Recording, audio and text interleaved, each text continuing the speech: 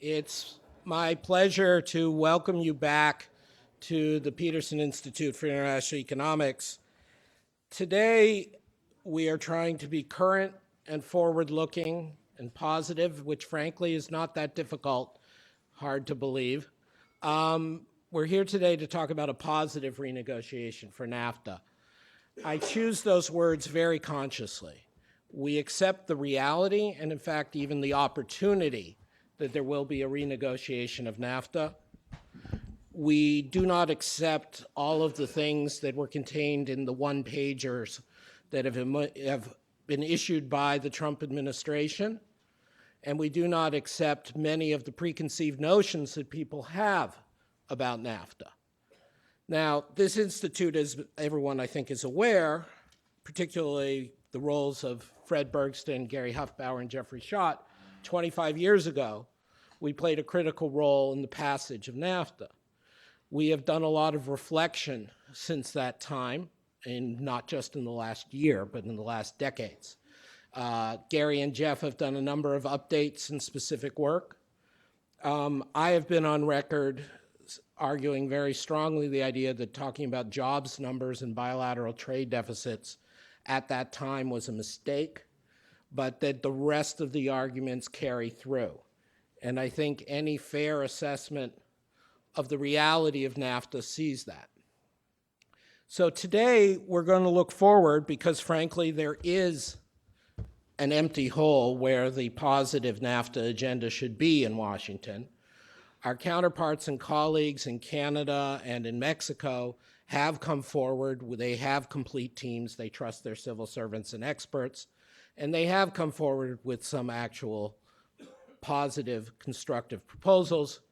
We modestly wish to set what those actual proposals should be from the US side ahead of the notice going to Congress. I am delighted to thank and acknowledge certain people who've made this possible, in particular Fred Bergsten and Monica DeBola, senior fellows here at the Institute, who are coordinating this multi-author effort for us, including some outside scholars, experts, as well as many of our in-house people. And they are pursuing the publication and the rolling basis with our colleagues in publications, our Vice President for Publications and Communications, Steve Wiseman, a series of policy briefs, much as we did on the border tax, to try to present serious arguments and proposals in an accessible way. And so today we have coming out not only Cullen Hendricks on agriculture and the NAFTA renegotiation, Gary Hufbauer and Eugene Chung on NAFTA renegotiation in Canada, Fred Bergsten on trade balances in the NAFTA negotiation, and about to have a revised release of Carolyn Freund's policy brief on rules of origin in the auto industry in NAFTA. This is a full house, but we have much else to offer. I'm grateful to our colleagues at the Center for International Governance Innovation in Canada who are partnering with us on this event, and in particular on a second event we will be holding because one day is not enough to cover the positive aspects of NAFTA.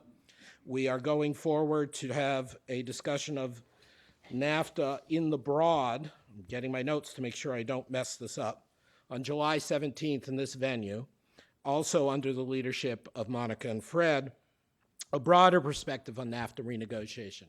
In that session, we will cover issues, in addition with partnership with the Center for Strategic and International Studies, as well as CG.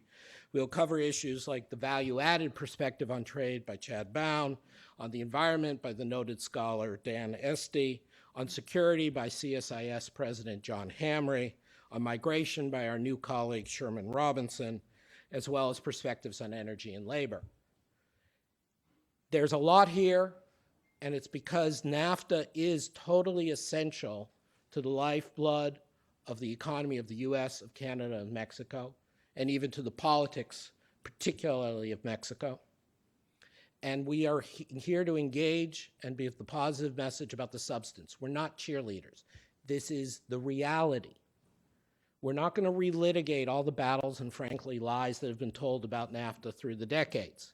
If you actually care about the truth, you can go to two recent publications. a publication by my colleagues Jeff Schott and Gary Hufbauer, Correcting the Record on NAFTA, which we put on our Trade and Investment Policy Watch in May, and also a long essay in Vox by my friend Brad DeLong, NAFTA and other trade deals have not gutted American manufacturing, period. These represent the mainstream economic view, the fact-based view, the evidence. And if you care to go look at the evidence, I encourage you to read those and the many references to our and others' work therein. But today is about looking forward. NAFTA renegotiation can be a win-win, and it's necessary it be a win-win. If the wrong ideas about trade policy that see it as zero-sum, bilateral, focused on bilateral trade deficits, about little corporations getting individual jobs allocated by a domineering government, ignoring the security effects, the health effects, the environmental effects, and the labor effects of disrupting the largest market in the world, then it is to all our cost, including especially the cost of the working people of Mexico, Canada, and the US. There have, at times, in the proliferation of one-liners from the Trump administration, been mention of creating a North American powerhouse.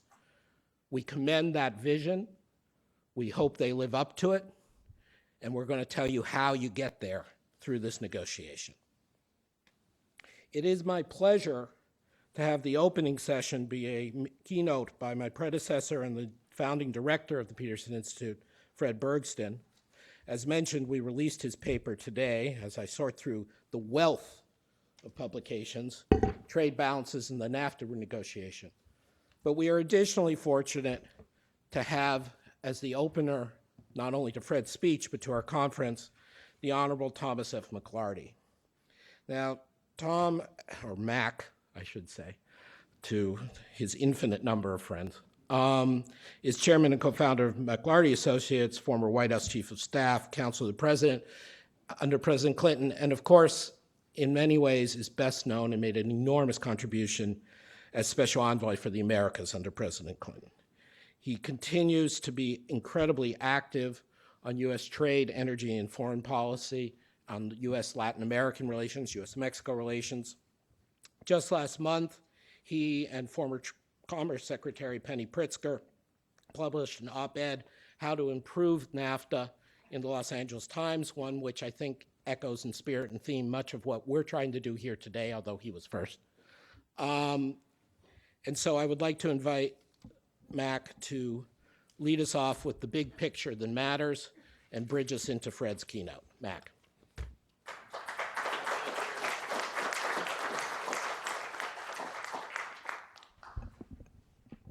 Good morning. Adam, thank you very much for your warm words, and it is truly a pleasure, and I consider it a privilege to be here today. I want to thank Adam and everyone here at the Peterson Institute for giving me this opportunity to kick off a speech, a positive NAFTA renegotiation.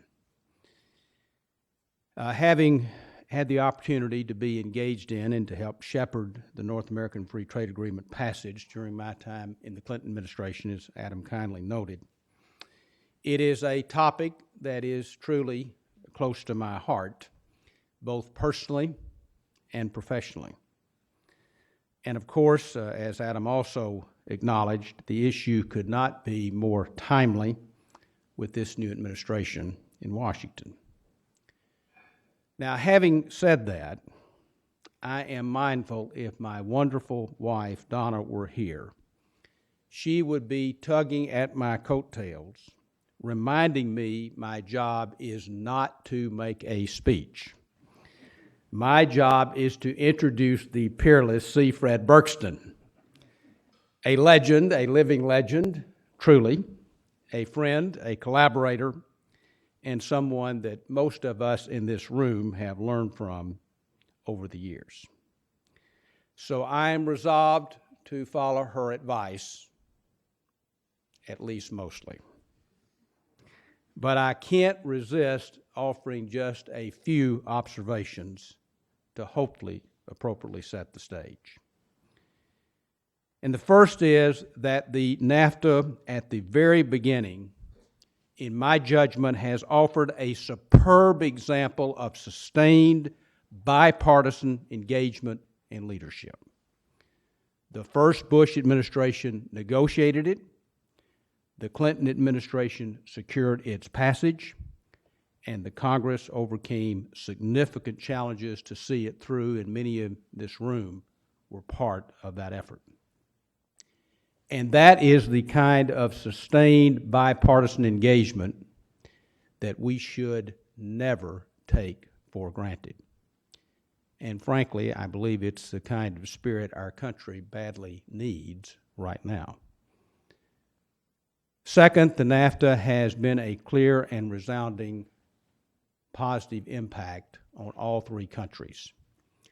Now, we can arm wrestle, as Adam alluded to, about the job impact, jobs gains and loss, and statements and overstatements. And I think all of us would agree that a new paradigm is needed in terms of trade and how we talk about it in a very different world. But I think it is undeniable that last year the U.S. total goods trade with Mexico and Canada was more than $1 trillion, almost a 300% increase of where we were in 1993. And both Gary Hufbauer and Jeff Schott have recently noted that since 2005, two-way trade with Mexico has strengthened the U.S. GDP by $26 billion per year. Third, beyond the economic impact, which Fred will focus on today, in my view, NAFTA has been a foreign policy success and an important one. Mexico's progress in particular has been impressive and sustained, from the strengthening of their democratic institutions, particularly their central bank, and the meaningful rise of the middle class. As with every nation, including our own, our southern neighbor's journey is an ongoing one. But I would submit the NAFTA has been a powerful catalyst, encouraging the people of Mexico and their leaders to look outward and to look forward. And likewise, and I've seen this firsthand, as so many in this audience have as well, the North American Free Trade Agreement has set a tone over the last 20-plus years for a deeper, a more mature, a more trusting relationship between the United States and Mexico. It's reinforced the natural ties of friendship and partnership with our neighbor to the north as well. And finally, at a time when we kind of hear and see these tectonic plates shifting around the world, the North American Free Trade Agreement was the impetus, as Adam underscored, of the North American Compact. And being now a third generation in a fourth generation automobile family business endeavor, I see a number of the automobile companies here today, and understandably so, because the North American Compact for that industry and so many others has put in motion an integrated, tightly integrated and efficient supply chain. And it has made the United States, Mexico, and Canada much more competitive, particularly our country. And at this time of these tectonic plates shifting, the NAFTA is more than 20 years old. And I went on record several months ago saying, indeed, it does need to be renewed to meet contemporary realities. Just like in business, contracts are updated, renegotiated. That is standard operating procedure. But I believe it would be a mistake, and a serious mistake, if anything other than a positive renegotiation were to take place. We should modernize the NAFTA in a way that makes America more globally competitive, not less. Now, of course, no one can speak about these issues with more authority and clarity than Fred Bergsten. It is not an overstatement to say Fred is indeed one of the most influential thinkers in the field of international economics. He's the founder and director of this extraordinary institute for more than 30 years. But as all of us know, Fred is more than just a thinker. He is a hard charger and a doer. He can get things done. He served in several senior government positions, from the White House to the Treasury. His name is on more than 45 books and too many articles to count, and they're still coming, as we heard today. He has chaired a host of blue-chip groups from the Shadow G8 to the Competitiveness Policy Council. And in every capacity, he brings a great spirit, energy, and zest to the work. After being with Fred, you come away feeling not only has your IQ been raised, but your level of enthusiasm and commitment as well. Now, since we're in the aura of the NBA championships, finally, as many of you are aware, Fred is a basketball fanatic. As one colleague put it, he is a basketball fiend. And that's true whether he's cheering from the stands or playing actively in a league with his friends. And even as a senior statesman, he has been described as deadly from the 20-foot line.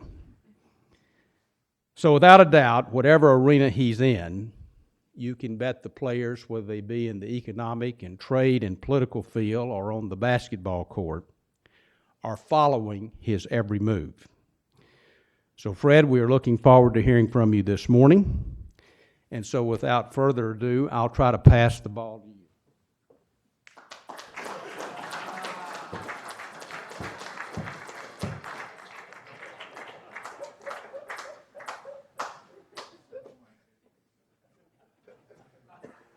Well, Mac, that was both very kind and very thoughtful, but it turned out Mac did not know the most relevant fact about my basketball career, which is that it's now in hiatus because a little over 2 months ago, I ruptured my Achilles tendon.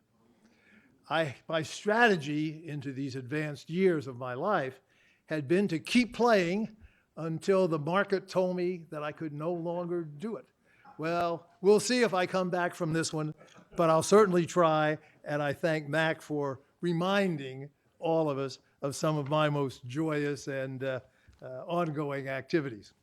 As both Adam and Mac said, the objective of our conference today is to pave the framework for a positive renegotiation of NAFTA, to fill gaps from the original, like energy, e-commerce, to update and modernize, taking largely from the TPP negotiations, which the administration itself says it wants to use in many cases as baseline, though it foolishly rejected the TPP. But our later presentations today are going to outline specific components of the new NAFTA that could emerge from this negotiation. The outcome could be quite positive. Canada and Mexico have both said they will cooperate with initiatives in that direction, and so the outlook should be quite favorable. But, and this is going to be the thrust of my remarks, that positive outcome can only emerge if the Trump team aims in the correct directions. Now, it should do so. Its basic goals are to strengthen the American economy, boost U.S. output, boost U.S. employment. Those basic goals are, of course, the right ones. But the methodology that the administration has enunciated to date would not, in my view, effectively or perhaps even successfully pursue those objectives and could indeed well undermine them and even lead to a blow-up of the existing NAFTA, which, as I'll describe, would be extremely bad news for all of us. Why do I say that? As Mac alluded, and Adam did too, the administration's focus, though it's not very precise at this point, has seemed to be to use trade policy trade agreements and the renegotiation of NAFTA in particular to reduce the U.S. bilateral trade deficits with a number of key trading partners, China, Japan, Germany, and in this case, of course, Mexico. In addition, to address unfair trade practices, which sometimes seem to be defined as creating those bilateral trade deficits from the U.S. side. So the cardinal question going into this whole enterprise is whether the Trump strategy will enable a successful NAFTA negotiation to proceed, or will it fail to achieve its basic goals and even lead to a very, very costly rupture, not of my Achilles tendon in that case, but of something much more serious to the world as a whole. My theme is going to be that there are three fundamental flaws in the Trump approach that will have to change to enable a successful NAFTA negotiation. The first of these is very practical. The Trump administration wants to reduce the U.S. trade and current account deficit, which of course requires other countries to reduce their current account and trade surpluses. But the facts on the ground are that Canada and Mexico, the NAFTA renegotiation partners, are deficit countries themselves. I purposely put this slide up on the screen so you could see it and ponder it as you came in, if you noticed it at all. But what the slide shows is that far from being surplus countries like China, Germany, Japan, from which the U.S. could, at least within a Trumpian context, seek to extract some reduction in imbalances, these countries, by contrast, are deficit countries themselves. Indeed, in 3 of the last 4 years, including 2016, both Canada and Mexico had bigger deficits than the United States. So again, even within the Trumpian mental set and framework itself, they're barking up the wrong tree. You can hardly expect countries who are and think of themselves as deficit countries to take steps to further increase their deficits so that we can cut ours to a lower level. In short, if the Trump administration wants to proceed down this path of bilateral imbalances, they've started with the wrong countries. In fact, they've addressed the wrong countries because those countries just don't fit their own framework as they themselves have enunciated it. If it's true, as the Trump people sometimes say, that trade deficits are an indicator of unfair trade practices, then Canada and Mexico, of course, are big victims of the current system. And they'd have to go after a lot of countries with whom they run big deficits in order to right the balance. So point number one, and very practical, is that these are countries which, far from looking different, and therefore, in some sense, logically attacking each other, look like having very similar positions. And I think the logical inference is that the 3 NAFTA partners, as Max said, ought to be working together to improve their overall and joint competitiveness in the world economy, if, in addition to other reasons, to reduce their global imbalances. Now, yes, Mexico runs a bilateral surplus with the United States.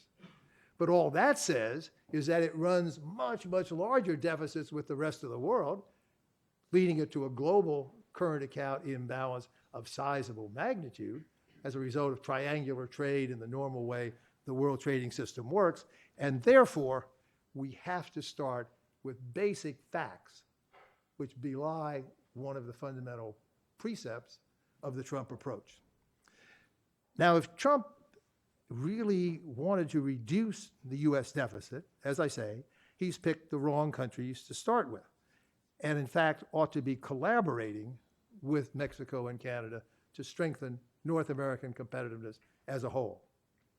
But even if Trump had picked the right countries to deal with, there's a second fundamental flaw in the approach that seems to be underway.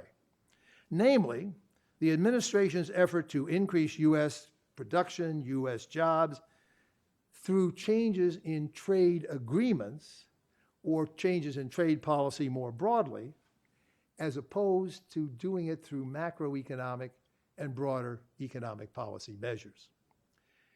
That's a misplaced view because we know from basic economics that a country's international economic position is determined by macroeconomic factors, not the specifics of trade agreements or any other trade policies. On the real side of the economy, what of course counts is the relationship between domestic absorption, consumption plus investment plus government, call it domestic demand, the relation between domestic demand and domestic production. It's as simple as that. If domestic demand exceeds domestic production, we spend more than we produce. And the difference is made up by imports, and we run a current account deficit. That is the perennial US case for the last 35 years, and it explains our persistent current account deficit. Trade agreements have come and gone. With many of the countries that we run these big deficits, we have no trade agreements whatsoever anyway. So it can't be trade agreements that are the problem. The persistent theme is, of course, the macroeconomic imbalances. On the financial side of the economy, what counts is the relationship between saving and investment. If we Americans save less than we invest, we have to import capital from the rest of the world. That has the effect of financing current account deficits, and that too is the perennial US case. Inadequate domestic saving with finance needed to fund levels of domestic investment that we both need and want in our economy. So the bottom line is that we can address these two interrelated macroeconomic causes only through macroeconomic means. The main policy instrument is the budget deficit. The main instrument available to government is the budget deficit. Cutting the budget deficit would reduce aggregate demand. On the real side, it would reduce the demand for capital on the financial side. That's the standard remedy. Trade agreements cannot remedy the external imbalances because they simply do not affect these fundamental economic variables, and therefore the Trump approach is fatally flawed. In fact, if we look to what's likely to happen in the immediate future, the macroeconomic policy as projected by the current administration is likely to make the situation a lot worse. The proposed tax cuts, the proposed expenditure increases, particularly on the defense side, are likely to provide somewhere between a modest and a substantial increase in the budget deficit, a further fiscal stimulus, at a time when the economy is already at or very close to full employment, meaning that our excess demand, our need for foreign funds is going to go up, not down. And we're going to need more foreign funding at more external deficits. In that context, the Federal Reserve will continue to normalize monetary policy, may even accelerate it if the budget deficits look like growing up a lot. That'll raise interest rates. That'll strengthen the exchange rate of the dollar. That will hurt our competitiveness, and our trade imbalance will go up even more. My colleague Bill Klein here at the Institute, every 6 months, as you know, projects fundamental equilibrium of exchange rates, US current account positions. His projection, even on the current macroeconomic situation, is that the US imbalance is going to go up from a little under 3%, where it has been lately, up to 4 or even 5% over the next 3 or 4 years. That would be a current account deficit of $1 trillion per year against a $20 trillion GDP by about 2020 or 2021. And that's going to be a very acute dilemma for the Trump administration if it comes in promising to reduce or even eliminate the current account deficit, but that deficit goes up very substantially. That's going to create a very acute dilemma, and changes in trade agreements are not going to do anything to correct it. It's instructive, I think, to link this conceptual foundation that I mentioned to the relevant post-war US history. As one thinks back over that history, there have been 2 occasions, only 2 occasions since World War II, in which the US government has gotten serious about reducing the US external imbalances. One were the Nixon shocks in 1971, and the other were the Jim Baker second Reagan administration in 1985 going forward. In both those cases, this is often forgotten, in both those cases, the administrations of the day did launch very aggressive trade policies. The Nixon shock included an across-the-board import surcharge and demands on the G10 partners, as they were then, to unilaterally reduce their trade barriers against the United States. In 1985, the day after the Plaza Agreement, President Reagan gave a big speech launching a whole series of Section 301 cases. The Congress passed Super 301. A lot of tough trade measures were taken in both those contexts when there was worry about the U.S. external imbalance. But in both cases, the administrations of the day paired those trade policy steps, which they knew weren't going to do much about the imbalances, with macroeconomic and exchange rate initiatives. The Nixon shocks, of course, took the dollar off gold, launched the era of floating exchange rates, and brought the dollar down by about 20%. Jim Baker at the Plaza, fortunately cooperatively with our trading partners, brought the dollar down by about 30% over the succeeding 2 years. And those were the initiatives, not the trade steps, but the macroeconomic changes that did lead to major adjustment of the U.S. external position and strengthened the U.S. economy. And I would suspect that the current administration is going to have to add something like that if they want to get serious about dealing with the U.S. external imbalance. That brings us to the final Trump fallacy. Its focus on bilateral imbalances. Trade agreements certainly can alter the geographical composition of trade flows and even of trade imbalances. But even a successful reduction of our bilateral deficits, e.g. with Mexico, are very unlikely to have any net impact on our overall trade position. Secretary Ross has complained about country hopping, as he calls it, in response to anti-dumping duties. When we put an anti-dumping duty on firms from China, those firms move to Vietnam or Bangladesh or somewhere else, and the imports continue to flow. Same thing here. If we were able, through some mechanism, to reduce imports from Mexico, the production would shift elsewhere in Latin America, maybe to Asia, and after a short adjustment period, there would be very little, if any, change in the aggregate imbalances.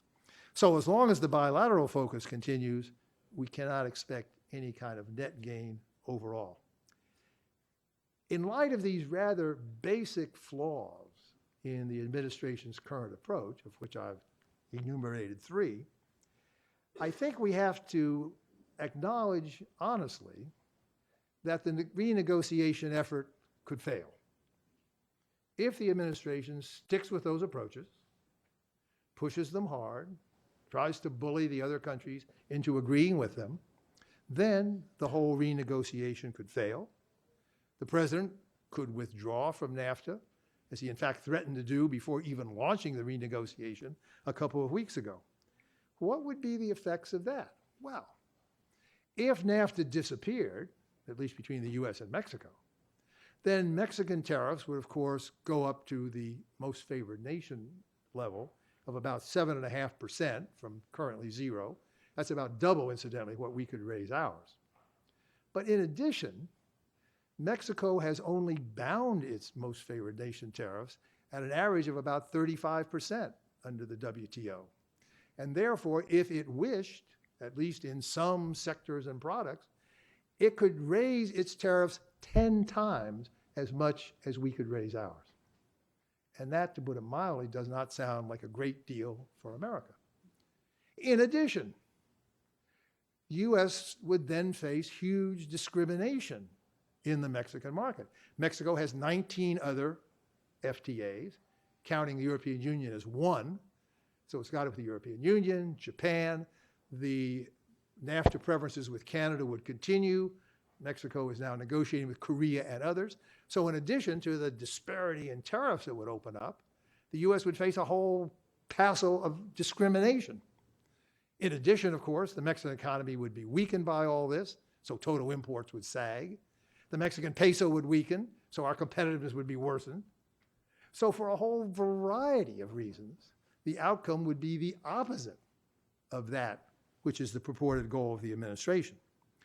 Secretary Ross and Ambassador Lighthizer have both said, when pressed by members of the Congress, that their fundamental objective in this whole exercise is to do no harm.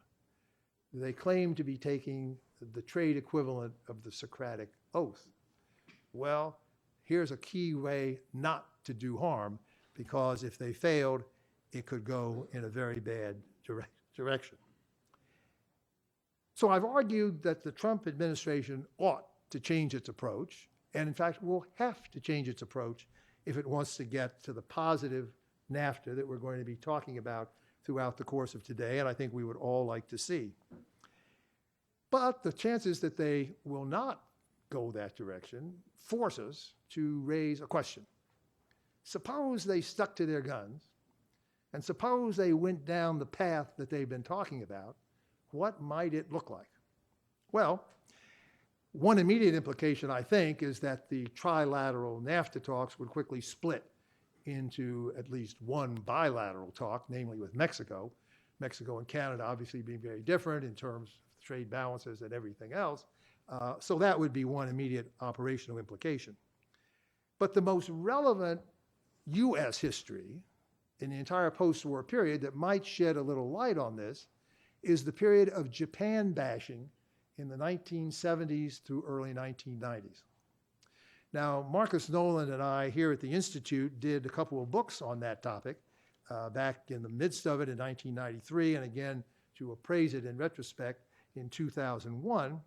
And we came to several conclusions that I want to close with, lessons that might be drawn from that U.S.-Japan experience that might apply to the U.S.-Mexico case now. Now, obviously, Japan then and Mexico now are very different. Advanced economy, emerging market. Japan did run global surpluses and as well as bilateral surpluses with the U.S., though interestingly, it was not the focus of the U.S. in those negotiations to reduce the imbalances. Those were rather sectoral initiatives based on the concept, again, very different from Mexico today, that Japan was a highly managed economy with unfair trade practices that could only be dealt with through trade negotiations. So lots of differences. Nevertheless, several possible lessons. Lesson number one, the main outcome, assuming Mexico accommodates it all and is willing to talk with the U.S. in these terms. Lesson number one is that the outcome would be managed trade of three types. The first, voluntary export restraint agreements, famously in autos, but in other sectors as well. We've just had a case with Mexico, the sugar renewal, which includes VERs. So Mexico has kind of accepted the principle. And you might say VERs might be part of the outcome if this negotiation goes down the managed trade track. Secondly, VIEs, voluntary import expansion agreements, most famously done in semiconductors and auto parts, where the importing country, in today's case Mexico, would say, okay, we'll buy more from you guys. And third, market share agreements, again in semiconductors as well as some others, that were negotiated with Japan. I want to pause at this point and refer you to what I regarded as a stunning statement just 2 weeks ago by Secretary Ross. Read it and weep. The way that we think is the easiest would be to divert to U.S. sources products they are already buying from abroad, but from a country other than the U.S. For example, some of the agricultural products they buy come from Brazil. Well, they could just as well give us a better market share than we have now. And that's just one example of many. Now, that's reminiscent to me, as an old-timer in this business, of Secretary John Connally when he was implementing the Nixon shocks back in 1971. He famously said, "All I want is a fair advantage." And Ross is talking about trade diversion with a vengeance, which obviously would have huge implications for third countries, other U.S. suppliers, et cetera, et cetera. Mexico, however, has again kind of fed into this notion because Mexico, in reacting to Trump's initial bullying comments, said, well, we could shift our ag purchases away from you guys and we'll go buy more from Brazil. Well, if I'm Secretary Ross, I would say, you've noted you could buy more from Brazil. That presumably means you could buy less from Brazil and more from us, a la his statement. So, again, it's not clear where all this would go, but I'm predicting that's the path it would go down. Lesson number 2, U.S. sales can increase via measures of the type I mentioned. Nolan and I did a very detailed analysis, mainly Nolan, blame him if you don't like him. This was looking at a whole range of sectors that the U.S. negotiated with Japan over the course of 15 to 20 years. Sometimes it was liberalizing their markets, sometimes it was VERs, VIEs, managed trade, but in a number of sectors, there were explicit increases in either the sales of U.S. exports or of the overseas subsidiaries of U.S. companies in some cases. We tried to add all that up. These are speculative estimates, and we don't claim any precision, but it added up to something like $4 billion of additional sales from the U.S., maybe another couple of billion from overseas affiliates of U.S. firms. So in that sense, it works. You can get some additional sales through measures of the type that the U.S. pursued with Japan and could conceivably pursue with Mexico. Lesson number 3, however, is that very careful work that we did suggested no net reduction in either the U.S. global deficit or even the overall bilateral deficit with Japan. You got sectoral shifts, some sectoral gains, but you did not get any overall improvement. And therefore, lesson number 4, to go back to what I said a minute ago in the historical context, you have to pair, if you want to do something about the overall imbalances and their effect on the U.S. economy, you have to take steps on the macroeconomic and exchange rate front, which in the Japan context, of course, was done with the Plaza Agreement, where Japan was in fact the centerpiece of the whole operation. Now, at the moment, the NAFTA negotiation does not contemplate, of course, going to broad macro or exchange rate matters. The administration has indicated that it will try to include disciplines on currency manipulation in the NAFTA renegotiation. Doing so, I immediately indicate, would have no practical effects whatever. Neither Canada nor Mexico have ever been accused of manipulating their currencies. And as I mentioned before, they're of course big deficit countries, so they would not be indicted anyway under current US law or any concept of who gets indicted for currency manipulation. The whole idea would be to put something in the renegotiated NAFTA as a precedent for later deals with Japan or maybe reviving TPP, and to deal with the domestic politics in the Congress, some of which place a very high value on doing something with currency manipulation, including in NAFTA. But again, it would have no practical effect on the imbalances. It would have to be negotiated by different officials, namely the macro and monetary officials in the countries, and it would raise another possible hurdle to bringing the whole negotiation to a successful conclusion. I want to wind up finally then by suggesting, having gone through all these negatives and contentious problems, that there are some constructive alternatives to the misplaced Trump inclinations that have so far seemed to cover the waterfront. Although, since they haven't yet gotten into the negotiations, we hope and believe there may still be time to turn things around. If they really want to reduce the U.S. external deficit, of course, and this goes way beyond trade negotiations, they would have to reduce the budget deficits rather than increase them, as looks likely. If they wanted to do something internationally to bring down the U.S. external imbalances, you'd have to do a Plaza II or something like that, which would try to correct the exchange rate misalignments. Bill Klein's latest analysis is that the dollar is now overvalued by about 8% to reach his target of limiting U.S. deficits to less than 3% of the economy. If you wanted to eliminate the U.S. external deficit, you'd have to bring the dollar down by at least twice that amount. And that, of course, would require a major international initiative. Within the NAFTA context itself, there are some constructive steps Mexico could take. The World Bank's Trade Restrictiveness Index shows that Mexican non-tariff measures essentially average about 15% of their economy, compared with 5% here. So if Mexico was inclined to do some unilateral or non-reciprocal liberalization in order to make this thing work out, it could do so constructively by reducing some of its import barriers, particularly on the non-tariff measure side.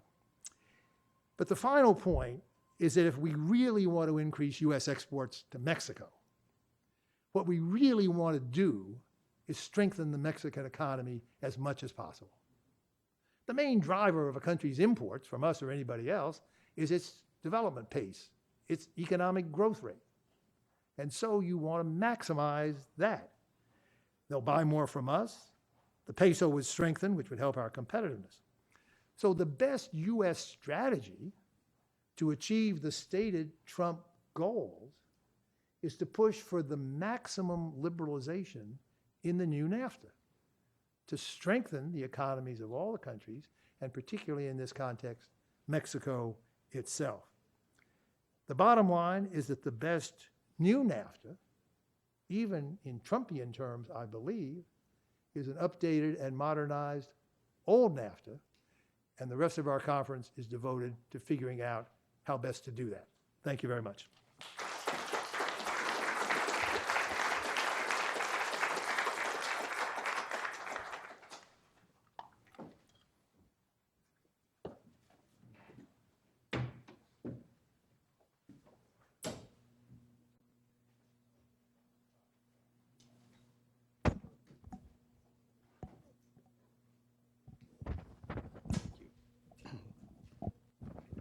Thank you.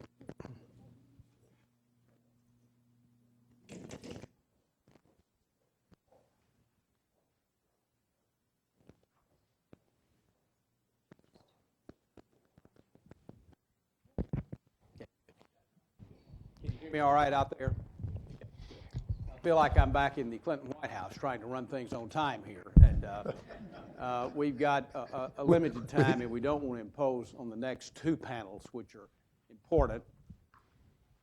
Dr. Bergsten, I think Perry Mason would have been proud. You made your case to the jury. It was a persuasive and substantive one, as we anticipated. I hope it somehow permeates to the White House and to the Commerce Department and USTR. Fred, let me start with one quick question. I want to open it up to the audience. We certainly want to engage people that have come this morning and that are clearly knowledgeable of this issue, understand it, and have views and thoughts.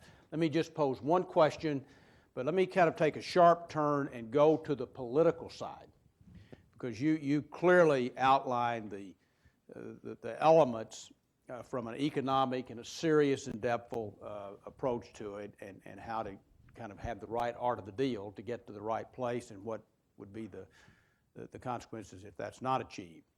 But given that, and given the U.S. economy, as you noted, which is performing reasonably well, certainly on a relative basis to other economies in the world, talk about the trade paradigm and politics in the U.S., which goes to this trade deficit and was a big part of the campaign and a big part of both of the primaries.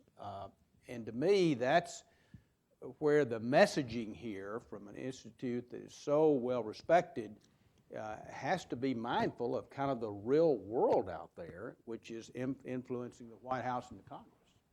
Well, Mac, that's obviously a very big question. Let me try to answer it succinctly. First, we just need much better understanding in the country and in the political leadership of the benefits to the U.S. of globalization and trade. My colleague Gary Hufbauer and his associates have done a series of studies over the years, updated it just within the last couple of months, that show very persuasively, methodology's never been attacked, the U.S. economy is $2 trillion per year richer as a result of the globalization of the last 50 or 60 years. Now, you can quibble about a couple of decimal points, but the conclusion is absolutely clear. These are huge benefits. $20,000 per household, 10% of all national income. These are huge benefits. President Clinton used that earlier version of what we did in some of his remarks. I suspect you put them into his speeches. Presidents have used it, secretaries of the Treasury, USTRs, but we've never had political leadership that really went out and aggressively told the American public the truth, which is this is big, big benefit for the country, and it would be folly to throw it away. Point two, however, is that set against that $2 trillion of gains are some significant costs. There's no free lunch in economics. So, as best Gary and colleagues can estimate, something like $50 billion per year of adjustment costs. Exactly. So that's a huge benefit cost ratio, like 40 to 1. So who would turn that down? But $50 billion is not chump change. It means a lot of people are adversely affected. And here, I think, is where U.S. policy has failed miserably. Bipartisan critique, both parties, when in the White House, when in control of the Congress, have failed to take seriously the political problem, as well as the underlying social problem, the humanitarian problem, of the costs and downsides of globalization. Yep. People do get thrown out of work. People are forced to take lower income jobs. Again, it's a very small minority of the labor force. I mean, we figure at most 500,000 people a year and a labor force of 140 million and monthly job churn of a couple of million. So it's a tiny blip, but it's not insignificant, and it makes a lot of political noise. And as we know, the losses and downsides are concentrated. The gains are to a large extent diffused across the economy, and so you get a political asymmetry. I believe that in order to restore a sustainable political foundation for open trade and globalization in the U.S., we're going to have to do a much better job of dealing with the costs, the downsides, and losers.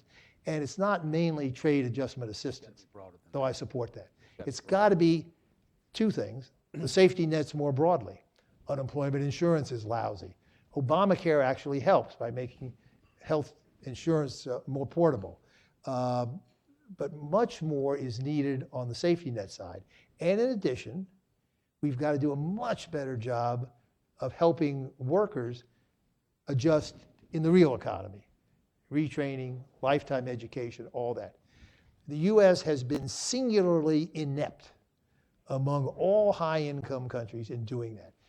Many of us feel Europeans may have gone too far with safety nets and welfare states, but they have certainly addressed the problem I'm talking about. We've talked for decades. I remember President Clinton and you talked about it a lot. The German apprenticeship program, trying to increase the capabilities of the non-PhDs in the economy to find viable jobs. But we haven't done anything serious about it. So I'm afraid that until and unless we do get serious about that set of problems, that the basic stalemate that we've got over what you just raised back, the politics of trade policy, globalization more broadly, is going to stay stalemated. Now, you get an administration like the current one, not at least at the moment, likely to take the lead on either of those steps that I talked about. But until we get that, I'm afraid we've got stasis at best, and since I believe in the bicycle theory, if you're not moving forward, you may slide back, and the kind of things that I talked about in my remarks are all too possible. That's a serious and thoughtful response, and I appreciate it. I think that's a key issue. Stephen Weiss and I were kidding. That did take 4 floors on the elevator, but that was a good elevator speech about the politics of trade. And in terms of leadership, and we'll get right to the questions, there is a real juxtaposition and difference between the governors of states, Republican and Democrat, their views on trade and their popularity versus the Congress. That's where some of the leadership hopefully can come from. Let's open it up for questions, please, if you'd like to raise your hand. David. Thank you. David Short with FedEx. Dr. Bergsten, I'd be interested to hear a little bit more about your thoughts on this trade diversion idea that, as you indicated, Secretary Ross alluded to.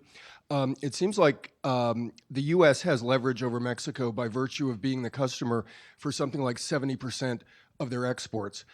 Moreover, the policy of the current administration, as we heard in the inaugural address and elsewhere, is America first. So I take it that if there were to be an encouragement of Mexico to buy more from the U.S. and less from Brazil or Europe or other sources that are currently supplying them, that would be bad for those other countries. But if the policy of this administration is we don't care about those other countries anymore, and we have the wherewithal, the leverage to encourage Mexico to do this, and it would be good for our economy because it would create more manufacturing jobs, create more wealth in the United States.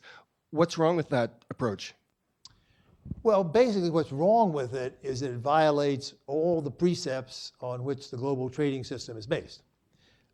First of all, Mexico itself would be diverging from normal sort of market-oriented philosophy by saying, we're buying from somebody else now. By definition, that means it's more efficient to do so, or else why would we buy from them? But now we're going to shut them off and buy from you.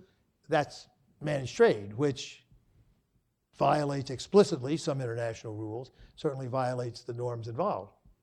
But then what about the countries that get diverted from? Suppose Mexico very bluntly says, we'll buy more American agriculture and less Brazilian agriculture. Well, why wouldn't Brazil retaliate against Mexico? They'd certainly be within their rights to do so. If Mexico made a governmental or public policy decision to shift away from somebody who had met the market test and was, selling through normal economic channels, that other country would have full right then to retaliate against Mexico. So Mexico's got a third country problem doing anything of that type. In some of the famous Japanese cases that I mentioned, where the Japanese agreed with these voluntary, in quotes, import expansions, it was widely rumored that they bought more US semiconductors and dumped them in Tokyo Bay. They didn't actually divert them from somebody else. They didn't use them. They just capitulated to the US for the reason you said, raw power, and didn't even use the procured products.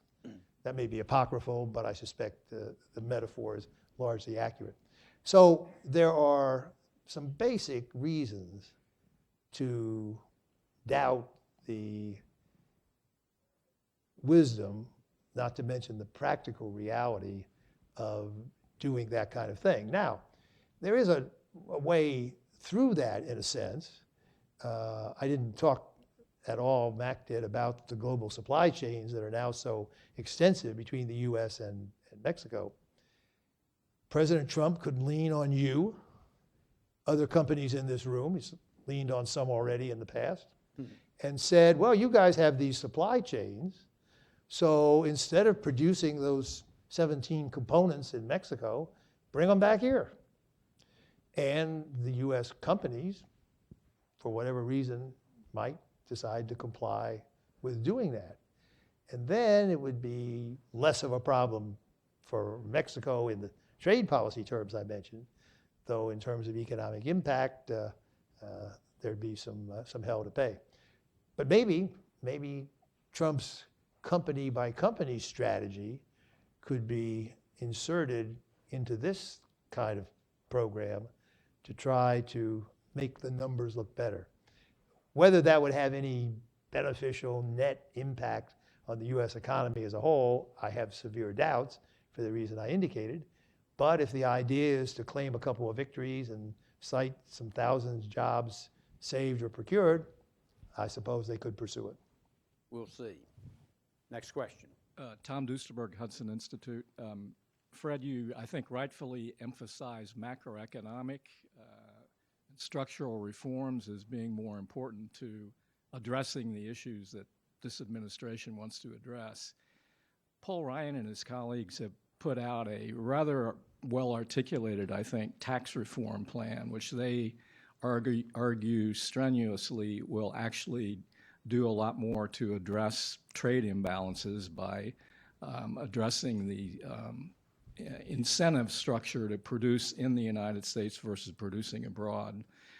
Do you think that's a valid way to approach this overall problem, and would it actually have some result in reducing some of the trade imbalances? Well, this is the famous border adjustment tax that's been part of the Ryan Brady bill all the way through. We've done a huge project on that here at the Institute. We've published lots on it. The bottom line is that it would not be effective in helping to deal with the trade problem. And there are two reasons for that. One is it's almost certainly illegal under the WTO, the way it's been structured. And that would open the U.S. up to retaliation against its application, which would obviate any gains. But even if you didn't get full retaliation, we've done some serious analysis that shows that if you did put a tax of that type on, and if it did reduce your imports as a result, the exchange rate of the dollar would appreciate in result and provide an offsetting loss to your competitive position, so that the whole thing would tend to net out.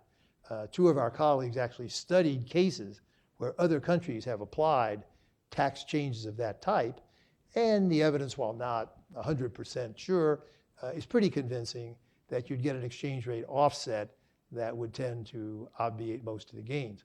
Now, the Trump people have talked about the flip side of that. Maybe Mexico, which does now rebate at the border its value-added tax, maybe they should stop doing that. Maybe they should stop doing it vis-a-vis the United States and give us the discriminatory benefit. Well, that, of course, would again violate fundamental precepts not only of Mexican law, but of international law. My own preference, incidentally, would be for the U.S. to adopt a plain vanilla value-added tax as a substitute for much of our current income taxation. Then you could, without any ambiguity, adjust at the border, and it would be a kind of ersatz currency devaluation. It again might be offset by moves in the exchange rate itself, but at least it would give you a leg up. And I actually hope the tax policy debate moves in that direction. Good, thank you. What about the other elements of the proposal, reducing corporate taxes, going to a territorial tax, and going to full expensing? Good things. Good things. They improve U.S. competitiveness. All for that. Good. Congressman Stoney, we'll give you the last question here before we get to Monica and her panel. Thank you. Very good presentation. Fred, I'm curious, one of the things that could complicate this would be these Section 232 investigations. I'm deeply concerned about it. I had a recent conversation with one of my former colleagues on the Ways and Means Committee, Trade Subcommittee, and asked him, have you guys had any conversations with Secretary Ross or USTR Ambassador Lighthizer with regard to the impact of this on NAFTA renegotiation or any other trade discussions we're having? And there's been no pushback, this is relative to the politics of trade policy right now. But it seems to me that this is a dangerous, slippery slope to go down, invoking national security broadly, or even somewhat narrowly in the context of trade negotiations. To what extent do you think this will complicate the renegotiation? Well, it's a very good question, Charles, and I think it complicates the NAFTA talks enormously because much of the process protection that the administration has already initiated winds up heavily hitting Canada. The objective of the 232s, the steel and aluminum global overcapacity problems, are sort of aimed basically at China. But in fact, the bulk of the U.S. imports, particularly of aluminum, but also of steel to some important extent, come from Canada. Our colleague Chad Bown has just published another paper, I don't know if it's out here, but it's on our website, which traces with some quantitative specificity the impact of the steps that the Trump administration has already taken that could lead to new trade barriers. It turns out that the biggest hit by far is to Canada. Mexico is also hit for a few $1 billion. So Canada's about $20 billion of trade coverage under the steps that have been initiated already. So to put it mildly, it does not start off the NAFTA renegotiation on a very positive footing. You could say, well, this is upping the ante, showing how tough the U.S. is going to be if you guys don't comply. Depends how Mexico responds. But it certainly indicates the potential, underlining what I said in my remarks, to go down this managed trade route using whatever domestic legal devices are possible. And that, I think, does not augur well for any of this. Fred, thank you very much. You've clearly set the table for the next two panels for the discussion. I think you've done it in a, as we anticipated, serious, depth of way, realistic, but you had a hope there at the end of how we could get this done, and I hope you're right. I think you are, and Monica, we'll turn it over to you to the next panel to proceed with our discussion. Fred, thank you very much. Final word. And I'll now dribble away into the sunset. Hit it 3 corners. Thanks, Zach.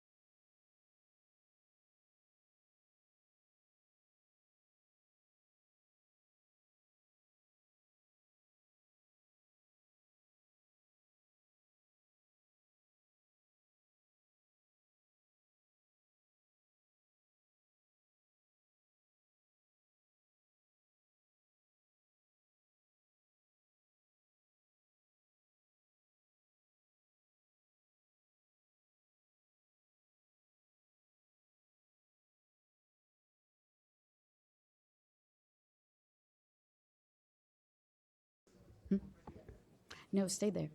I'll call you. I'll call you.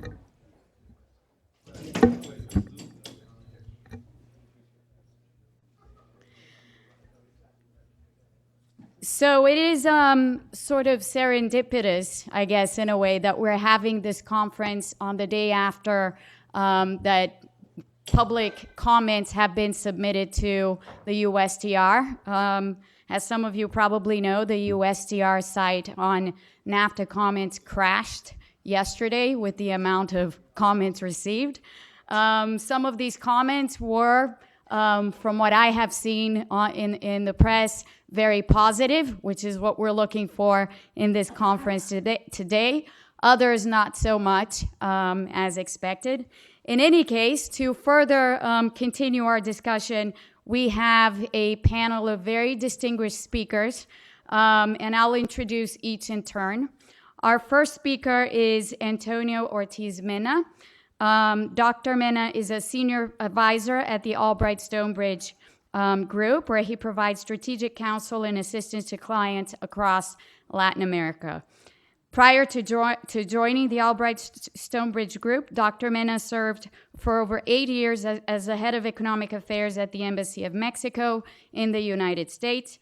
And in this role, he served as the embassy liaison with the IMF, the World Bank, and the Inter-American Development Bank, as well as the G20 and the Mexico-U.S. high-level economic dialogue. He was also responsible for U.S.-Mexico energy, telecommunications, and aviation issues, and oversaw trade and investment promotion. From 1999 to 2007, Dr. Ortiz-Mena was a professor of the international political economy at one of Mexico's leading research and policy analysis institutions, the Center for Research and Teaching in Economics in Mexico City. Dr. Ortiz-Mena began his career in the Mexican government, where he held multiple senior advisory roles in the NAFTA negotiation office of the Ministry of Trade and Industrial Development, the Ministry of Fisheries, and the Budget and Programming Ministry, and we're very honored to have him here today. Our second speaker is Dr. Daniel Treffler. Dr. Treffler is the J. Douglas and Ruth Canada Research Chair in Competitiveness and Prosperity at the Rotman School of Management and a Senior Research Fellow at the Canadian Institute for Advanced Studies.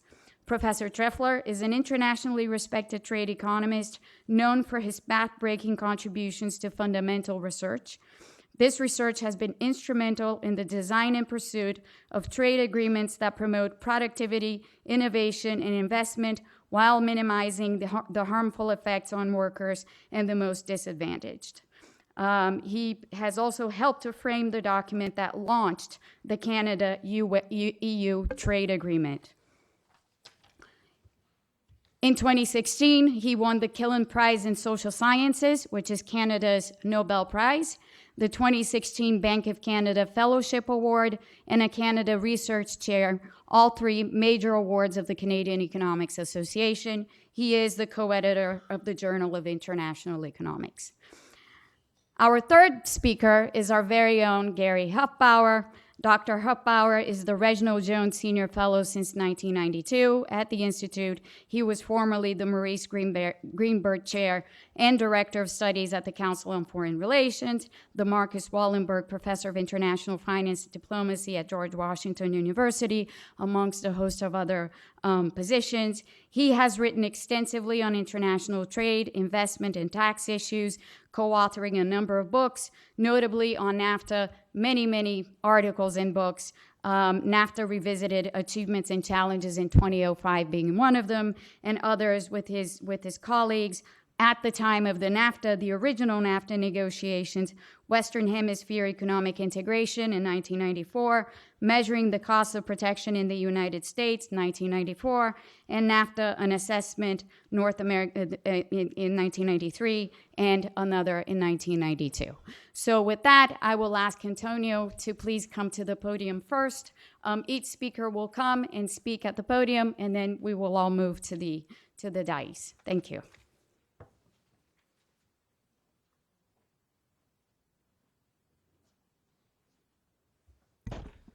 Thank you, Monica, for that kind introduction, and thank you, Fred and Adam, for this also very kind invitation. I've had a long-standing relationship with the Peterson Institute. I must say that when I was a member of the NAFTA negotiation office, I was a consumer of Peterson Institute products, specifically North American Free Trade Issues and Recommendations, authored by Gary Hufbauer and Jeff Schott. So I'm glad to be here on the producer side of things. And I'm usually not a huge fan of PowerPoint presentations, but we are not living in normal times. And I'm going to cover a fair ground, and I wanted to be very explicit of where I stand on these issues and to address them in the Q&A session and later on in a paper I'm working on also for the Peterson Institute. So I want to start by saying what I think is a positive NAFTA renegotiation, and then what I think is a negative NAFTA renegotiation, and then I'll give some specific recommendations on how NAFTA can be upgraded. First of all, I want to say that this is a Mexican view, not the Mexican view. This is Antonio's view. This is just my own personal view. And first of all, I think that NAFTA status quo has to be seen as the floor for negotiations. That means, as some of you in this table, at this room might remember, read my lips, no new taxes. That is to say, no new tariffs, which are a type of tax. No quotas. And I think that the approach should be modernization rather than renegotiation. Sometimes those words are used interchangeably, but I think it's important to focus on modernizing rather than renegotiating NAFTA and using, as far as possible, TPP as a template. I think that a positive renegotiation implies a trilateral agreement, not two bilaterals. It implies a prompt agreement, and this is fairly atypical. When I was in the NAFTA team, the mantra was that the content will determine the timing. And whenever we were asked about the timing, the content determines the timing. In this instance, as I said, we're not living in normal times. And I think the timing is very important because summer of next year, there will be presidential elections in Mexico. And it is politically very difficult to keep negotiating emotional and contentious and complicated issues while there's a presidential race going on in Mexico. So I do think it is very risky to kick the can down the road and see what happens later on. I think it's important to have a prompt agreement. And I also think it's important to have a flexible agreement. NAFTA is pretty rigid. It is difficult to be modified, to be amended, and I think we got to rethink how we do these things in the future. Now, how does a negative NAFTA renegotiation look from my point of view? As I said, as a full renegotiation rather than a NAFTA modernization. An attempt to include new tariffs and quotas, managed trade, and Fred spoke about the slippery slope, about the dangers of managed trade. We had that issue with sugar. When I was at the embassy, it was all about tomatoes, but it is a very dangerous and slippery slope. Another panel will talk in detail about rules of origin, but I'm concerned about overly restrictive rules of origin that might disrupt supply chains. I think that an attempt to restrict trade depending on trade balance is a bad idea. It's a terrible idea, so I don't think that should be contemplated. I think that limited liberalization would also be a bad idea. I think that it's in Mexico's interest, and by the way, in the U.S.'s interest, to have a deep renegotiation, a deep modernization of NAFTA, including much more coverage in terms of trade and services, and doing away with non-tariff barriers in the case of the U.S. regarding procurement and sub-federal restrictions, Buy American, et cetera, et cetera. A negative renegotiation would also be a long-winded negotiation. Again, I think it is very dangerous to say, let's do this later. I think that the status quo is unsustainable. I think that NAFTA does need to be modernized, but if it takes too long, we may end up with plenty of nothing, and that's not good enough.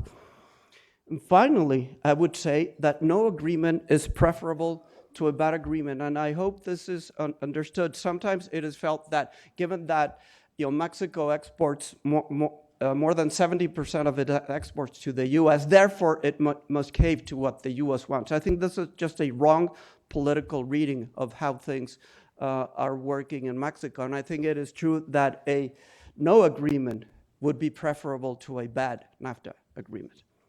Now that we have sort of a good negotiation and a bad renegotiation template, I want to address 4 issues in terms of how NAFTA can be modernized. First, through updates, and by updates, I mean doing now what should have already been done in this over 2 decades that NAFTA has been enforced. Secondly, upgrades, incorporating actually new disciplines. Thirdly, the architecture of the agreement, and then complementary regional measures. These are outside the scope of the negotiation, but I think they need to be taken into account. So let me just provide some examples. This is not an exhaustive listing of things that I think the 3 countries should focus on when updating NAFTA. First, in government procurement. According to a NAFTA article, there should be a joint program for small businesses. I think this is important for employment purposes and for political support of the agreement in all 3 countries. But the advances in this area have not been very significant. Likely, another NAFTA article, the countries committed to further negotiations to liberalize government procurement, and there has not been a great deal of further liberalization.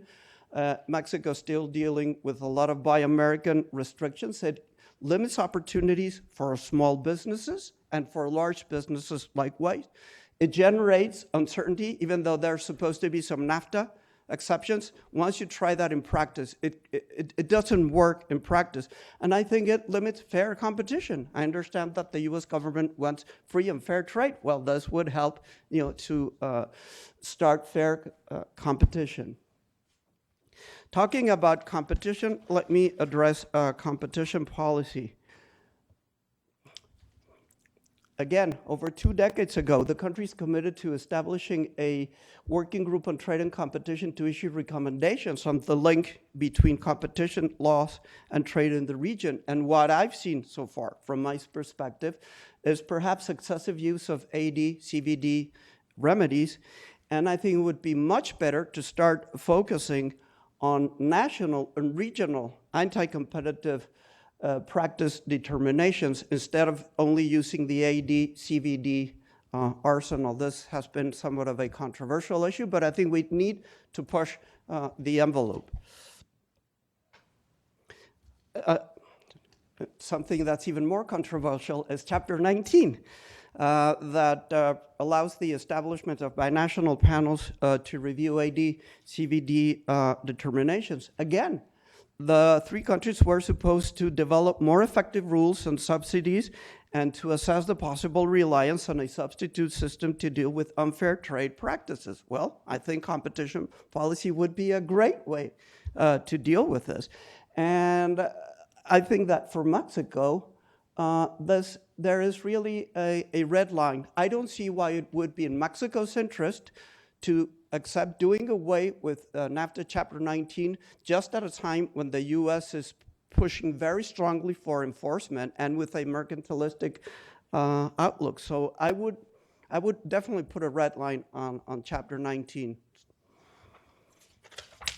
Now let me talk about upgrades. So these are actual upgrades rather than getting up to speed with what you should have already been done. First, let me start with modernizing existing commitments. I consider that the TPP should not be used as a floor or a ceiling, that is to say, as the minimum that should be contemplated in the agreement, or the maximum. I think it's a very useful template. But I also believe that there are different trade-offs in plurilateral versus regional negotiations, and I'm not sure that you always get more or better concessions in a bilateral way than in a plurilateral way, because there are more trade-offs possible in a larger setting. This is just to follow some assumptions that have been made by some persons in the US government. So first, rules of origin. I think they will be a main focus of negotiations. But there is a risk of putting them at too high a level. That means that if they're too high, they will disrupt supply chains, or they will be completely ignored. And some companies might prefer to use MFN tariffs and just forget about NAFTA. They can pick and choose. So, it is important to strike the right balance. And should they be changed, I think you need a transition phase, just like when you reduce tariffs, so that supply chains can adjust. In terms of trade remedies, I looked at the TPP chapter, and there's nothing like NAFTA chapter 19. So sorry to be obsessive here, but it's NAFTA chapter 19 or bust. I don't see why Mexico or Canada would accept doing away with that, or in fact, why the US. If the US wants to make sure that Mexico keeps its economy open and it does not abuse its own AD/CVD rules, then the US might well use this policy instrument. So let's stick with Chapter 19. If it needs to be perfected, fine, but don't do away with it. In terms of cross-border trade and services, I think that the aim should be for TPP+, and here I think it might be easier to do it in a regional setting as opposed to a plurilateral setting. The same with financial services. The coverage under NAFTA was very limited because Mexico first nationalized the banks in 1982, then it started to privatize the banks. Then it had the famous tequila crisis in December '94.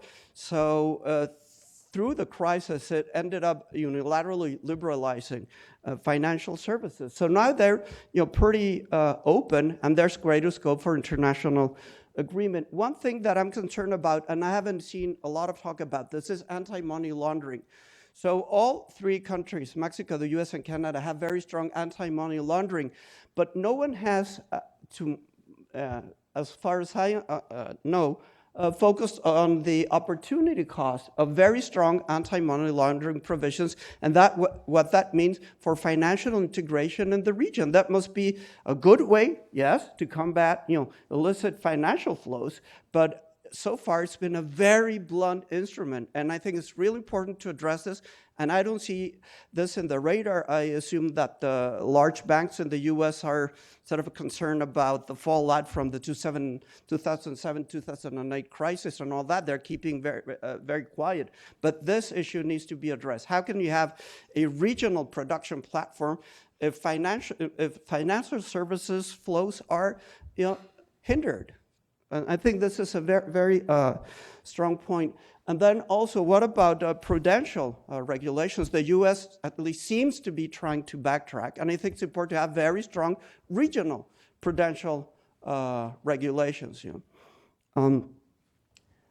Still with modernizing existing commitments, similar to what happened in financial services, Mexico unilaterally opened up its energy sector. So there's great scope to incorporate this now that we did it ourselves. We were not pushed into doing it. To incorporate commitments here, I think it would be very difficult for Mexico to accept any energy supply commitments. That was a part of the bilateral US-Canada FTA agreement.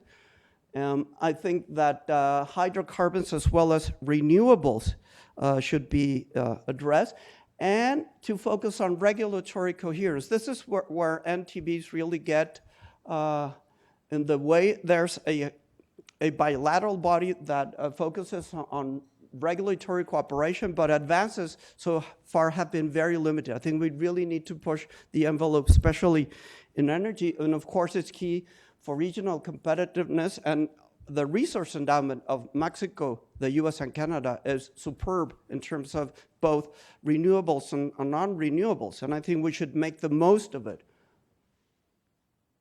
The third item where Mexico also unilaterally liberalized is telecom. Again, during the NAFTA negotiations, the public monopoly was turned into a virtual private monopoly, Teléfonos de México. Right now, there's much more competition in telecoms, and also I think greater scope to include this in the agreement. I think we need a networked region, and telecom is an essential part of having a networked region. That's one way, at least the way I look at it. And I think there's no place for complexity. And I remember the NAFTA Revisited book by Gary Hufbauer. And he has, I think, a footnote, but just in passing, he mentions the complexity of dialing from Mexico into the US. I think you need a PhD from MIT to figure out all the combinations. There's a fixed line, it's a mobile line. Might seem like something trivial, but I think it's a mindset. And it's important to do away with this pretty unique non-tariff barrier. You can't dial, you gotta know the special codes. Again, procurement, I think that US protectionism, especially at the sub-federal level, needs to end. And I think this would be positive because there is, frankly, a lot of corruption in Mexican states. And this would be a way to combat corruption, to push for greater transparency in Mexican government purchases, and it would also provide a greater market for the US. But of course, Mexico would ask for reciprocal treatment in terms of access to US sub-federal government tenders. In terms of competition, if NAFTA is to be a model, that is to say, if NAFTA is going to be what TPP was supposed to be, the model for international trade and other countries would join, maybe it would be a reason to really double down on using competition policy as far as possible instead of AD, CVD remedies. Again, another idea that's been floating around for decades. Can and should Mexico, Canada, US move at least sector by sector towards a common external tariff? If they do that, that would dovetail nicely with a greater use of a competition policy.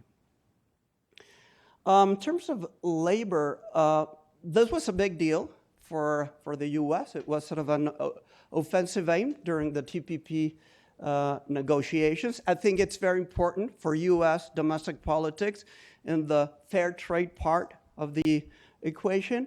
And Mexico has made some inroads. First, a constitutional reform during the early phase of the current Peña Nieto administration and of the Constitution, and then a Mexican labor law reform that is being worked. Basically, the first reform covered the policies governing hiring and firing of workers.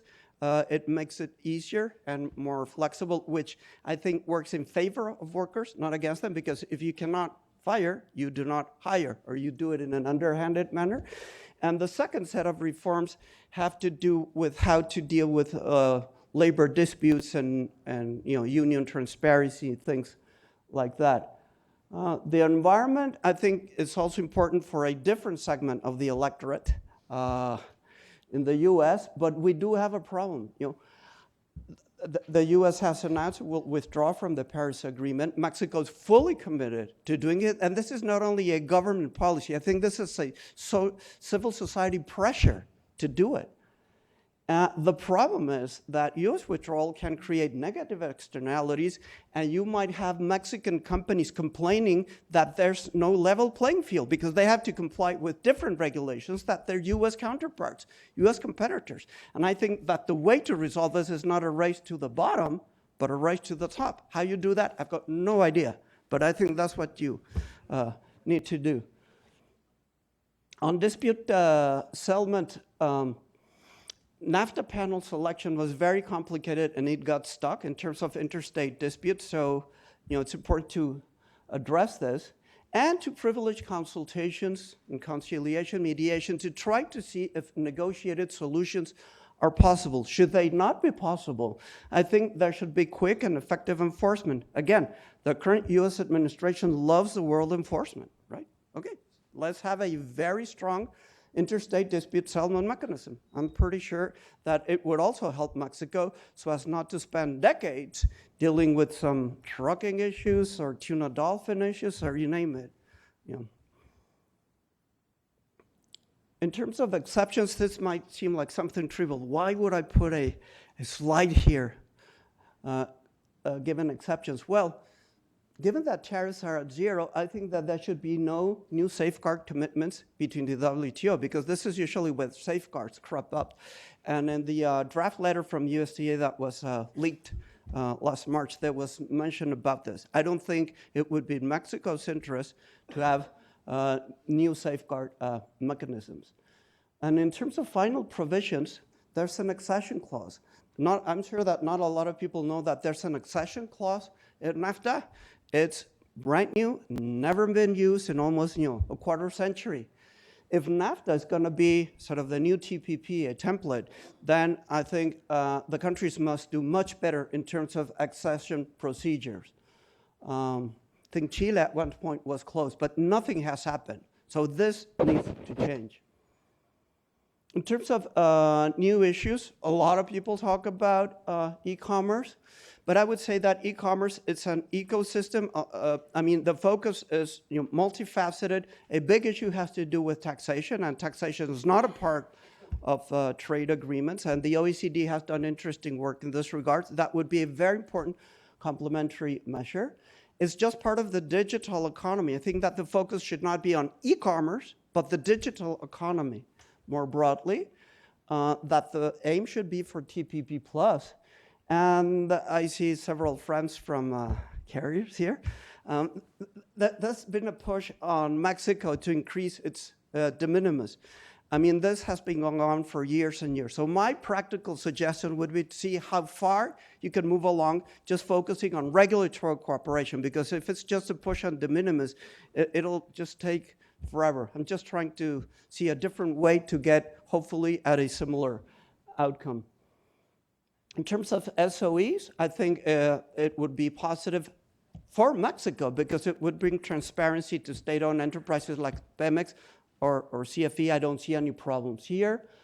In terms of cooperation and capacity building, I think it's important to be specific and pragmatic. Otherwise, this is sort of a politically correct chapter that has no meaning.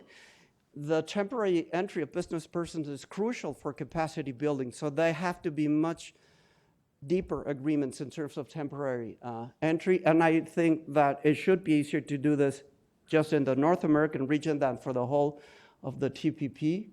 In terms of competitiveness and business facilitation, I think that the opportunity cost of limited commitments in terms of business facilitation and customs cooperation is much higher in NAFTA than in the TPP, and we should therefore be much more ambitious. In terms of development, again, I've been in these debates for a couple of decades, and I think that when development comes into trade debates, it tends to lead to endless philosophical discussions, and some countries might feel happy because it's there, but I'd say let's not focus on political correctness and agree on substantive issues. So let's not get distracted on this. That's my point. In terms of SMEs, I've mentioned how they're important for employment and to get political support for the agreement. In terms of regulatory coherence, it was not seen as a huge deal during the initial NAFTA negotiations. Most of the talk was about tariffs and tariff reduction. But now that tariffs are at zero, this is extremely important. Fred mentioned a World Bank study about the cost of Mexican NTBs. And I think this should be addressed. And it's in Mexico's own interest to reduce a lot of NTBs to provide for better access to its market and also better for Mexican access to other markets.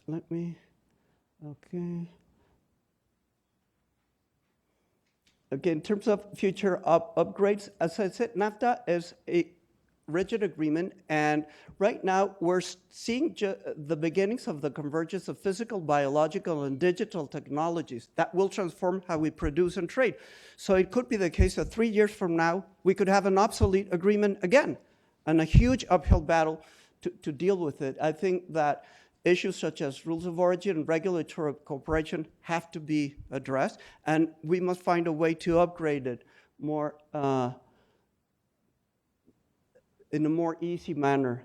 I think it would be interesting to see how the Pacific Alliance can at least be in the sidelines or accede to this agreement, how we will deal with accumulation of rules of origin. In the Q&A session, the exchange rate manipulation was mentioned. I personally don't think it's a good idea to bring it into this agreement because it would really complicate negotiations, as would be issues dealing with trade balances. Let me conclude with this. The priorities I set out are not zero-sum. I think that deeper trade and investment links favor regional competitiveness and job creation.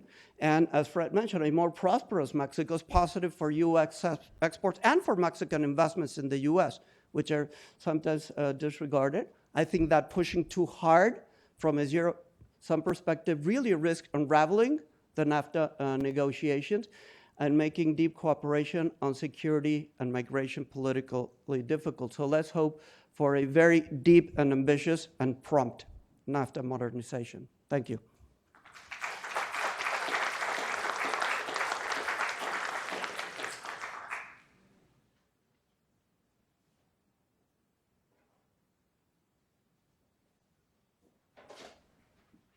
Well, this has been an absolute pleasure being here today. I thought this Antonio talk is just amazing in the richness of detail. Fred, it was just an eye-opener to me to the way you approach things from the macro side. I tend to think of things much more from the micro side. And then finally, just I have to say that as a Canadian far away from Washington, the Peterson Institute has been a real beacon. I have read uncountable numbers of books that have come out of this institute. So just tremendous kudos to what's been accomplished by this organization. And so it's a super pleasure to be here.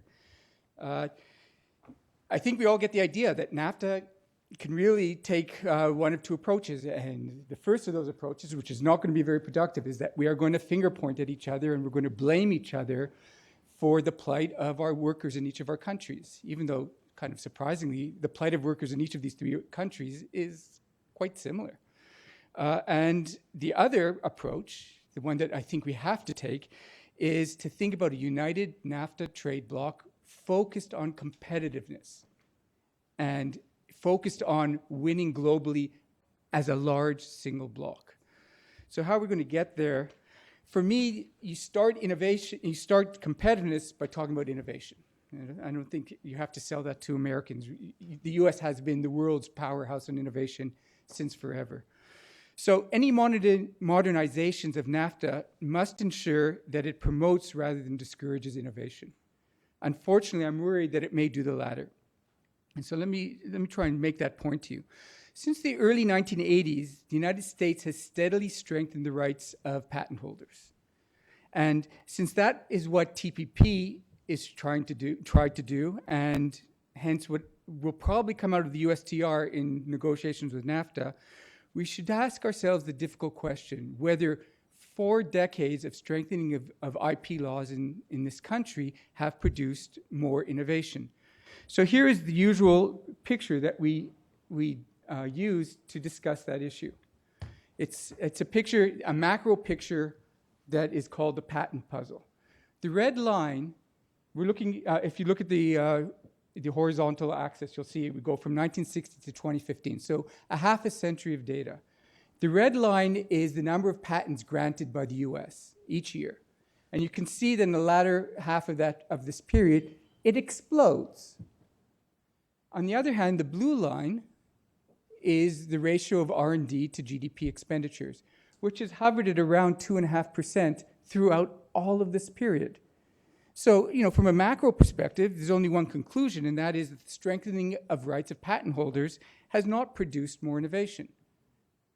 And indeed, when you go to the micro studies, this is now the absolute consensus of academic economists, that strengthening the rights of patent holders is a system that has become out of whack. So numerous studies have shown that extended rights, the rights of IT companies, of patent trolls, reduce innovation rates. This is hard evidence now. Further, the extended rights have been shown to raise the prices of all sorts of products. I think most, notoriously in this city is the price of pharmaceutical products, right? And this is a direct hit to consumers. Now, it's clear that U.S. policymakers are beginning to see this as a significant problem. Because when you take a look at what's happening in Congress, at least in the lower house, state legislatures, the Supreme Court, FDA publications, the Justice Department, all of them are concerned about this issue. They're concerned that the system has drifted too far in protecting, one, the rights of patent holders, two, the rights of data holders, which includes biologics, and the data exclusivity provisions that TPP discusses, and the rights of copyright holders. So what does this mean for modernized NAFTA? Because if we're going to be a competitive bloc, we need to make sure that NAFTA is contributing to our innovation rates. We need to make sure that NAFTA is going to make us able to stand up to an increasingly innovative China. Okay, so let's start with what I think is sort of the key notion that we have to get at, which is policy flexibility versus international treaty. So as I said, competitiveness is based on innovation. So unfortunately for trade negotiators, it is simply very difficult to regulate innovation. Even the most modest attempts by the U.S. to scale back the rights of patent holders has required enormous policy flexibility from the many organizations, Congress, FDA, Justice, et cetera. And it's been an uphill battle for reasons, that there are lots of vested interests in this country that don't necessarily want to see scaling back of their rights. So that's the first point is we need policy flexibility because there's vested interests who want to push back on what is good for the entire bloc. The other reason that we need policy flexibility is that it's hard to regulate new technologies like biologics. How do you do it? What is the right standard? Well, the answer to that is the standard really depends on the state where the technology is, how mature is the technology. And in early stages of technologies, you want a lot of very healthy competition, not monopolization. Okay, so with that sort of background, this is sort of how I see the world. I might want to take a look at what we should expect in NAFTA negotiations about policy effectiveness. Right? Are we going to have policy flexibility built into this agreement, or are we going to try to lock in vested interests positions through international treaties, which are very inflexible and almost impossible to change? As Antonio said, 25 years without a change to NAFTA. So based on what we've already seen in TPP, let's just think about what NAFTA is going to look like. Okay, so here I'd like to go into the weeds here, and I know that's frustrating, but without going into the weeds, you don't get a sense of just how much was buried in TPP. Lots of good stuff in there, but also some negative stuff. So let's just try patents alone in TPP. For example, the U.S. is sort of unique in how it treats post-filing evidence, right? Most of us think, hey, when I file a patent, I need to provide evidence that it works. If I don't have evidence at the time of filing, I'm not going to be granted the patent. But in the US, 10 years down the line, you could still be introducing, under extendability rules, post-filing evidence. This is a real issue that Eli Lilly has unsuccessfully taken Canada to task in a NAFTA panel, but could be pushed in TPP. No patent extensions. So there's this issue that it seems to be pervasive in the US that Canada granted 2-year patent extensions to the EU as part of the negotiations, and that the US should have the same rights. Well, it's not true. What happened was, under a specific area, pharmaceuticals, EU and Canada have very different regulatory environments. But Canada and the United States, and I suspect Mexico, do not have very different regulatory environments. We live on what's called an orange book in the US. That is to say, we agree on how to manage pharmaceutical lists. And yet, these issues are coming up and being pushed. Patent restoration, the TPP talks about this terrible thing called regulatory delay and how that hurts, erodes the length of patents. And you think to yourself, well, didn't we already have this discussion under TRIPS, where it's very clear from most legal scholars that the reason that we see regulatory delays in patent office is because firms want those delays in order to extend their patents. So much of the pressure for, much of the regulatory delay that we see is actually strategic decision by firms. And that's why under TRIPS we made sure that patents started their dates not when the patent was granted, but when it was filed. TPP is trying to unravel that. Likewise, limits on secondary patenting, which is a host of tricks that firms use to try and block out the ability of firms to come into the market as soon as the patent is finished. It particularly hits pharmaceuticals and generics. In the realm of competition policy, pay for delay. Generic, big pharma companies, when they see their drugs coming off of patent, will pay upwards of several $100 million a year to a generic company that they feel could enter the market to keep them out of the market. The US Supreme Court has taken a very dim view of that, and yet it still happens. So here's an area where competition policy could be very helpful. The point of going into the weeds here is that these are all things that TPP is entertaining. And these are all things that I don't think are in the interest of the US, and they're not in the interest of Canada or Mexico or building an effective and competitive trade bloc here. Let me then quickly go through some other areas because I know this can get very, very technical. But companies, so let's just do biologics quickly. Companies are looking to extend patent life via the FDA regulatory approval process.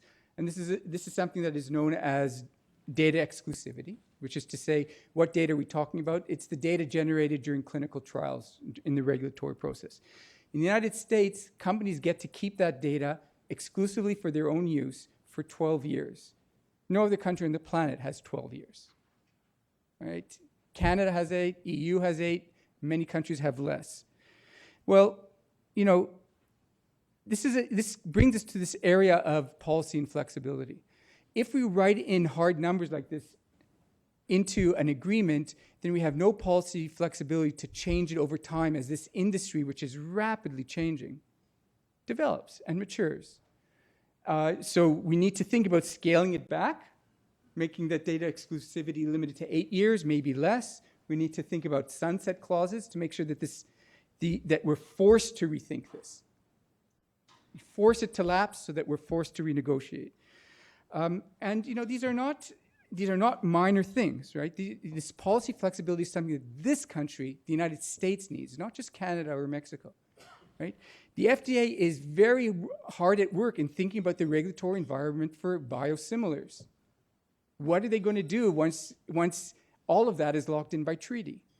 What's going to happen with pharmaceutical drug prices? I believe that we have a quote from the President of the United States saying that pharmaceutical companies are getting away with murder. How do you reconcile that position with locking into long-term international treaties? So we have to be very careful on this front. I'll go through very quickly the last of these because there are so many areas of the agreement that are important. Under TPP, the TPP members extended the Mickey Mouse Patent Protection Act or Copyright Protection Act beyond not just life, beyond not just burn, which is life plus 50, but they added another 20 years on, which you might think, oh, so big deal, it's a few $million that Disney is going to get. But since TPP has been negotiated, we now have very clear evidence that there's a much more pernicious effect of this, and that is that it's created what's called the 20th century black hole. We're dramatically underciting recent innovations and much more likely to cite innovations that are published in journals which are off copyright. We're shooting ourselves in the foot. So we have to think about these things.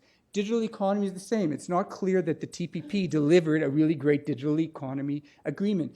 And working within a much narrower set of countries, like Canada, the United States, and Mexico, I think we can write a much better digital economy chapter, which would be much better on issues of data localization, cybersecurity, privacy, et cetera. I'm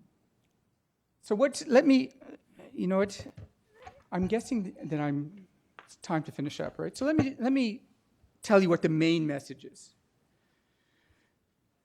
We're at a great and important time in terms of IP, right? IP is changing dramatically. Digital commerce is changing dramatically. We need policy flexibility. So we need to make sure that our international treaties do no harm. That's the mantra that I hear that comes out of Washington. I think that mantra is the right one. I would call it, make sure you retain policy flexibility in the most dynamic sections of the economy. And those are the parts of the economy that are going to make us ultra competitive in the world economy. The other thing to remember that this is not just about Canada versus Mexico versus the United States. This is a lot to do with American consumers. So let me just finish up with one thing that really, really worries me, and that's the position of the USTR. So as drug companies and other special interests use the USTR to push for strengthened IP rights, and I can give you loads of examples of exactly how that's being done, there's a gap developing between what the USTR demands and what is good for the American people. And if that gap gets too wide, for example, in issues like pharma pricing, and that's what happened in TPP, the gap got too wide, we will simply lose NAFTA. So the message to me is very clear, and the message should be even clearer to the USTR, that you have to be very careful about what you ask for. Thank you.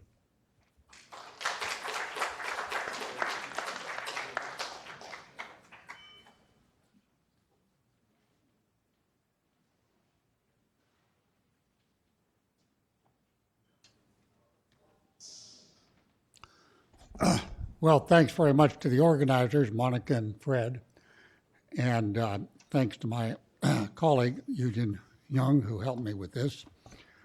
I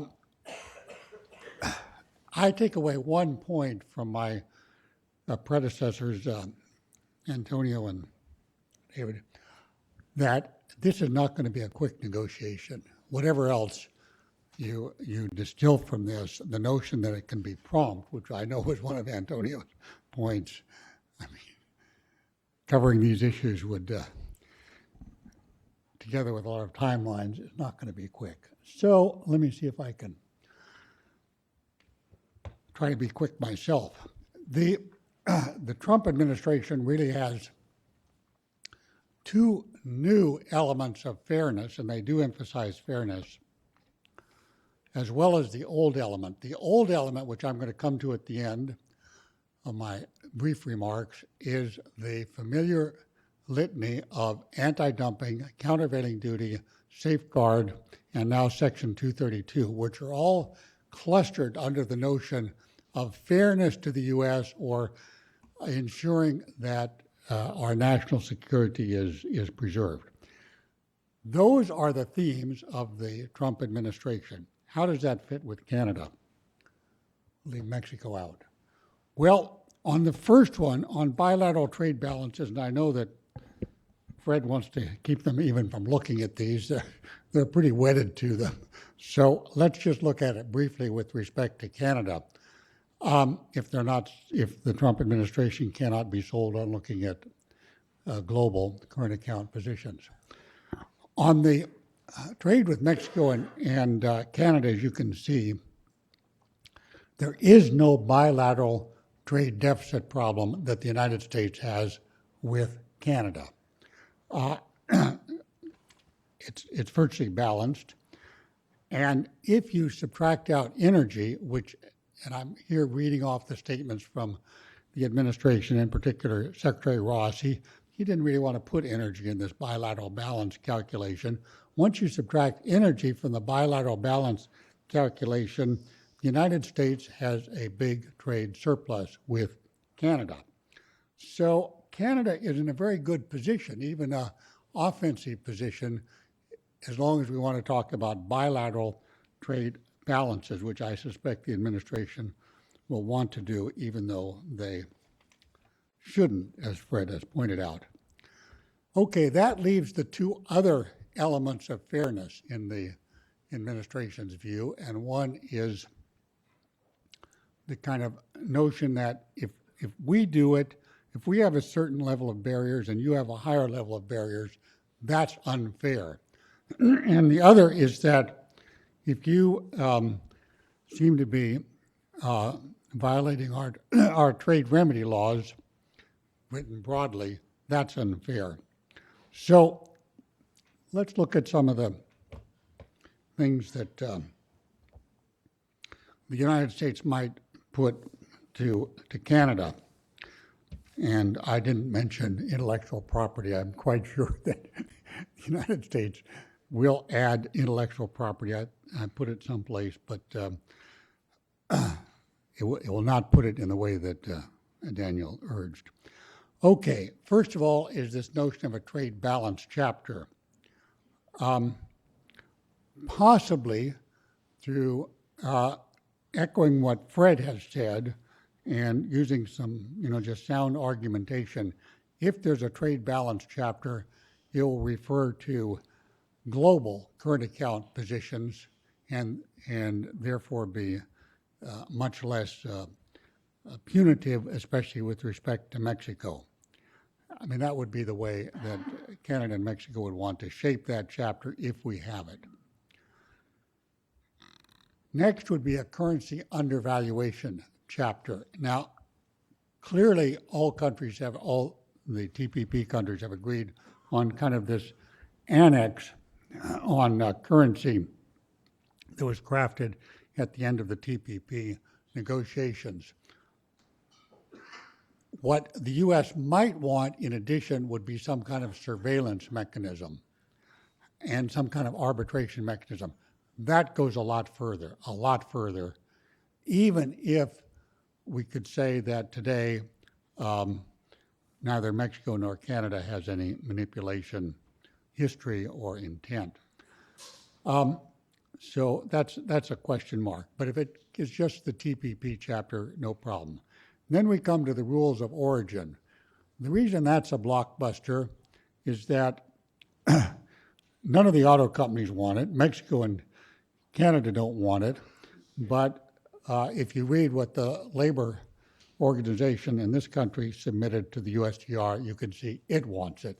It wants it a lot. And it wants to raise the rules of origin in a way that will increase production in the United States. Well, that's a heavy demand. Then we come to Chapter 19, which for the reasons Antonio talked about, will not be an enthusiastic ask of Mexico or Canada, especially given the new initiative on AD and CVD in the United States. And then finally, I put in this blockbuster, and we don't know that it's going to happen because it's all kind of up in the air, but that the administration could ask Mexico and Canada, as Fred mentioned, to desist from their border tax adjustment. Now here I have to differ with Fred. Border tax adjustments are not required by the WTO. They are permitted by the WTO. Permitted, it's optional. They are permitted for taxes it's a long discussion, but taxes which qualify as indirect taxes. But the famous Canadian economist Harry Johnson resurrected David Ricardo when I was in graduate school and pointed out that it really makes no difference whether you have an origin principle or a destination principle. All countries do follow, practically all countries follow a destination principle, but the origin principle for tax adjustment, that is, you do not adjust at the border, has over time, but there's a transition period, the same economic effects. So, I mean, it's not a matter of religious opposition that Canada and Mexico should oppose this, but there would be transition costs to them depending on how fast they were asked to desist. Let me turn now to more traditional U.S. interests that are likely to come up, and many of these would be actually very good for Canada. Just as Daniel was saying, maybe the U.S. would be good for the U.S. to relax a bit on its patent policies. Well, Canada is quite protective on agriculture, or sectors of agriculture, all of which is to the disadvantage of Canadians. And likewise, for alcoholic beverages, there's a long story there, but basically Canada is very protective on alcoholic beverages, and it would certainly help the Canadian mood as well as the prices if they would relax on that. The de minimis exemptions, both Canada and Mexico, but concentrate on Canada, are extremely low, $20. And further, the Canadian who wants to cross from Vancouver to Seattle to buy some stuff for the day and go back, if he or she goes back within the day, gets no exemption. So that's a problem. And it's not to Canada's advantage or the Canadian consumer's advantage. It's obviously to the retailer's advantage. The data flow and privacy, Daniel mentioned this a little bit, but Canadian restrictions on data flow and privacy are really quite onerous. They really freeze out U.S. companies. The utility test, which Daniel did mention, is there. I won't go into that in any detail. I take a somewhat different view than Daniel on whether the utility test is a wise contribution which Canada's made to international patent policy. And then we have the domestic support, which is quite familiar in aircraft, and Canada does it just like the U.S. does in Europe. So we have our defensive interests as well, which are going to be and again, basically, the U.S. defensive interests are against U.S. national interests, and they should be surrendered. So we had a whole list of things that Canada should modify. I've just listed a few of the things that the U.S. should modify, and the penalty duties, we can start with that, but I'll come back to that at the end of my remarks on the whole AD-CVD complex. The country of origin labeling, it's now migrated down to the state level, and there's some suggestions that have been submitted to USTR that we ought to resurrect country of origin labeling at the federal level. Well, that's of course nonsense. And then we have the Hire American and Buy America, which is complete nonsense and completely against U.S. interests. On the Buy American side, we have the Jones Act, which is kind of an article of protectionist faith in the United States and raises the expense tremendously.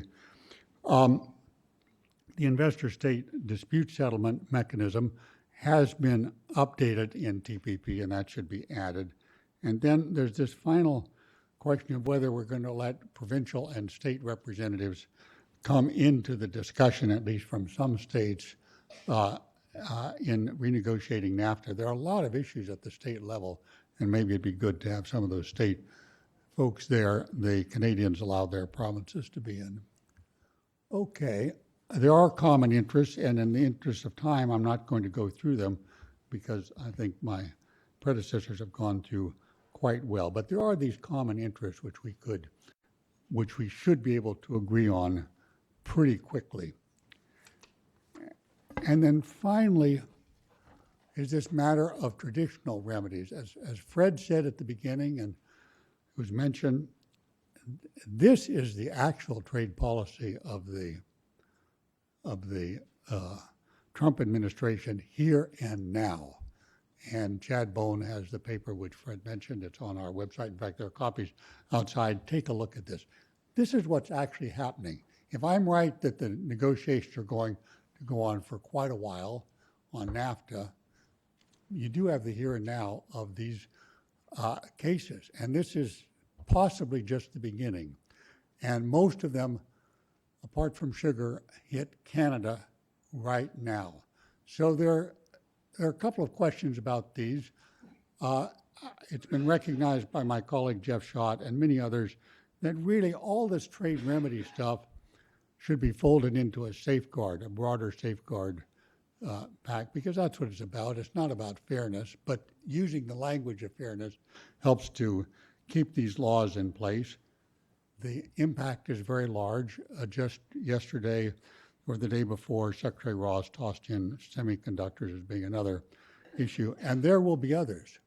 And so a couple of questions whether any of this AD, CVD, 232 can be modified within the renegotiation of NAFTA. That's a big reach. And then secondly, will they be folded into the NAFTA talks? I don't see why Canada would not want to fold them in.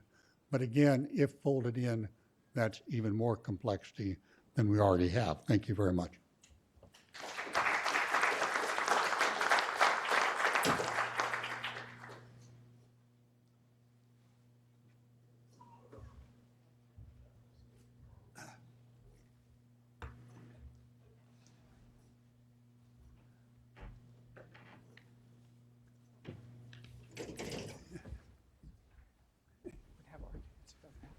What?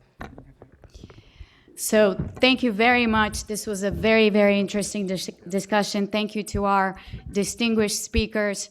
We are running a little bit out of time, so we're not going to have too much time for questions.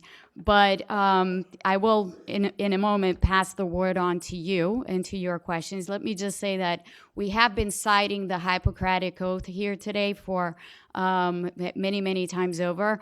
And we have been speaking of positive negotiations. There's one aspect of the Hippocratic Oath that reads, "I will not be ashamed to say I know not, nor will I fail to call on my colleagues when the skills of another are needed." So here's something else from the Hippocratic Oath that we should heed.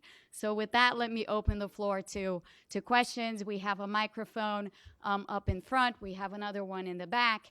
Please do state your name and your affiliation when you ask a question. Yeah, there's one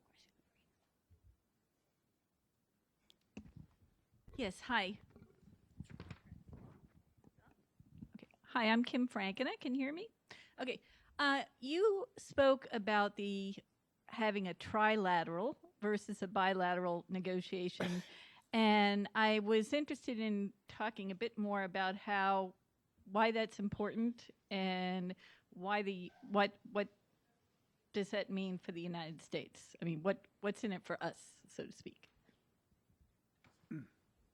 Let me take a couple more questions from the audience. There's one over there and another. We can probably go to the mic. Hi, thank you. Dave Nelson with GE. I'd like to go back to the point that Gary started out making early on, which is that you've outlined some very ambitious suggestions, some ambitious ideas, a fairly extensive list, and some very complicated, difficult issues. How do you score that with the goal of getting this done by the end of the year? Is there a path to actually achieve an agreement by the end of this year? Anybody else so that we can open? So Fred. Antonio, you said no deal is better than a bad deal. You sound like Theresa May on Brexit. I didn't run for re-election. But here's my question.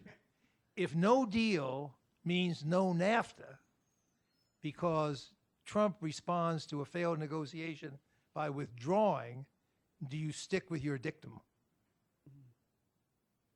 So please, and then we'll take one other question afterwards. Please go ahead. Anybody who wants to, in order. Okay, I'll do the trilateral. First of all, I would say this has to do with the way markets are already working. A lot of times, trade agreements follow markets rather than lead markets. So there is a deep integration of trade and investment links in the North American region. I understand there will be a future panel on value added and trade. They will get at this issue. So if you do not take a regional perspective, you risk segmenting, cutting off existing supply chains, and also doing away with the potential of the region working jointly. From a more structural perspective, you have demographic complementarity. You know, Mexico is younger than the US and Canada, so there's a demographic complementarity. And then lastly, in terms of energy, the three countries are blessed with both renewable and non-renewable resources, and by working together, they could radically increase the productivity. So I do think we should keep a trilateral focus. Dave, you asked Yeah. a tough one. You want to try first, or shall I? Go ahead, go ahead. I live in a very different environment where I have an effective government that will get things done quickly if it needs to be, it's not sort of locked up in Congress. Sorry, we can't hear. Can you check the microphone? Am I on? Is it on? Is this better? Maybe speak directly into it. All right. So on this, Dave asked the question about whether we can get it done. So I guess the thing that went through my head is just thinking about organizational change management, that we're not going to get it done in 6 months or a year. That's absolutely inconceivable. But what might be conceivable, and what we try to do in business, is you set out some short-term goals. So, if the president needs a win on specific issues, you try to make sure that he gets those wins early on so that he can show something that will then take the spotlight off of the negotiations. And so we set out, we say we'd like to accomplish this. We don't need to sign in 6 months. Maybe we need to sign in 3 years, but we need to accomplish this, and the other. And we had examples of that in TPP too, where we had, for example, Canada came in, where we settled certain chapters, locked them down, and then went on to negotiate other chapters with a firm commitment not to revisit those other chapters. So maybe we could do this chapter by chapter. I agree with what Daniel has just said, and I'll reiterate that given everything that's on the table, and David Short just told me that when he submitted his comments on NAFTA for FedEx last Thursday, there are already 3,000 submissions, and so probably today, probably by the time they close the window, is 4,000, 5,000 submissions. Well, there's a lot of repetition there, but there are a lot of demands that represent particular companies and so forth who are going to be unhappy if theirs are not dealt with. That on top of the statutory timelines in the U.S. statute, on top of all the agenda items which were mentioned, I think mean that a prompt path is, that's just not on.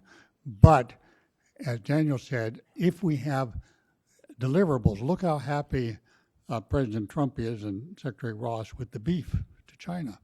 Well, we can have a lot of those kind of deliverables that can be the subject of PR statements, and we can have also this corporate business, including GE itself. I don't know, maybe maybe David's already writing an announcement about what GE is doing to put up a new plant in the U.S.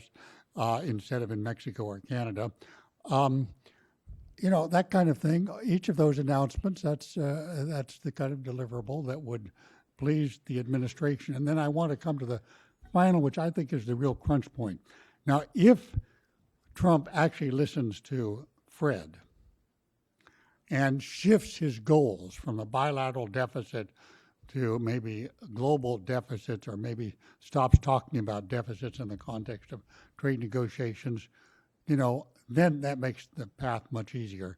But President Trump has had these views, which he's expressed for at least 30 years. So I think it's unlikely that he will shift. And here's the problem that makes. If you have a prompt negotiation, you're not going to get the kind of reduction in bilateral deficits which he has promised to the battleground states. So why do you want to wrap up a negotiation when Schumer and the other Democrats, who are totally mercantilists as well, will tell him, Sherrod Brown, so forth, tell him you failed. Trump could tell them you failed. You didn't deliver it. So why go through that pain? Yes, in terms of no deal is preferable to a bad deal, I would say there is both a political component to this and a sort of technical trade policy component to this. In terms of the politics, President Peña Nieto has stated that his aim for the negotiations is to have tariff-free, quota-free access to the U.S., as he's on record as saying that. And there will be presidential elections next summer in Mexico. So it will be very difficult to draw red lines and then to raise them, although it's been done in the past. I just think it'll be a very heavy lift to do that. And from a more trade policy perspective, I would say that the main aim in NAFTA for Mexico was to create policy certainty, stability, and clarity, and rules that would favor both domestic and foreign investment into Mexico to produce in Mexico, to export to the US and to other markets. And if you end up with a very convoluted agreement that is a sort of modern version of managed trade, I think that would not fulfill that purpose. And it could be the case that Mexico might prefer to live with WTO rules and MFN tariffs. It's got already pretty good access to the U.S. market, whereas the U.S. would have much more difficult accessing the Mexican market. The supply chains are already established, so any sort of disruption to those supply chains would be felt very strongly in the U.S. It's not the ideal world, but I don't think it's an impossibility. I hope we get a good NAFTA modernization, but it's not impossible. But Fred, we really should throw the question back at you, which is, that's what Trump's position is as well. Not if I don't get a good deal, I'm going to walk away from it. And over, what I fear about that most clearly is going to wreak havoc. This would be, and it would be an absurd outcome for this. But looking to the next step is the world is changed fundamentally. We now have a China which is this close to doing things like inventing a quantum computer that will break every single cybersecurity code in this country, right? That will be able to launch smart missiles at the U.S. Navy. China is now a significant player in high tech, right? And we act, and then we have these petty disputes about things like Bombardier versus Boeing, as if, or about whether the state should buy American or not, when companies like Canada, like the CRRC, China's rail company, it employs as many people to produce rails in China as all of GM worldwide, right? We're living in this fictitious world as if all that matters is what happens trilaterally. And what matters is establishing the trilateral competitiveness vis-a-vis the rest of the world. So all of us have to ask that question, would we want to step out of a bad deal or not? Because the alternative is not just the havoc it disrupts trilaterally, it's that the rest of the world is not playing statically. They're going to come right at us dynamically. So let me take one final question from the gentleman over there who was standing up before. I was just wondering if, I'm Rob Bergsten for the Federal Reserve. I was wondering if Gary could expand a bit more, because he seemed to have a different take on patents than Dan, and in terms of the benefits of the patent policy in the negotiation, in these policy agreements. In some sense, it's a mute. Gary, may I try? In some sense, it's a mute point because the NAFTA panel has ruled very, very clearly on the differences between Gary and I on this. So I think, for me, the reason that I brought up some of this is to give you a sense of some of the pressures that the USTR is facing from special interests. That is to say, for example, Gary on one of his slides put up that the utility doctrine has led to the disruption, invalidation of many U.S. patents in Canada. The USTR claims 28. The NAFTA panel, when it looked at that number, said it's a fiction created by Eli Lilly, that at most there's been 3 of these. So I just to be clear here, there is a lot of misinformation about this, but my main point is not that we have to harmonize our regulations. Part of it is we just have to recognize that the USTR is under a lot of special interest politicking, and we want to make sure that the USTR is doing what is in best interest, and speaking as a Canadian, in the best interest of American consumers. Well, I'll give try to give a 30-second or 1 minute response. There's the big picture, and then there's the patent utility issue. The big picture is that at least half the value of S&P 500 companies is in what they have in their heads, trade secrets, patents, copyrights, and so forth, because you look at the value as much larger than book value.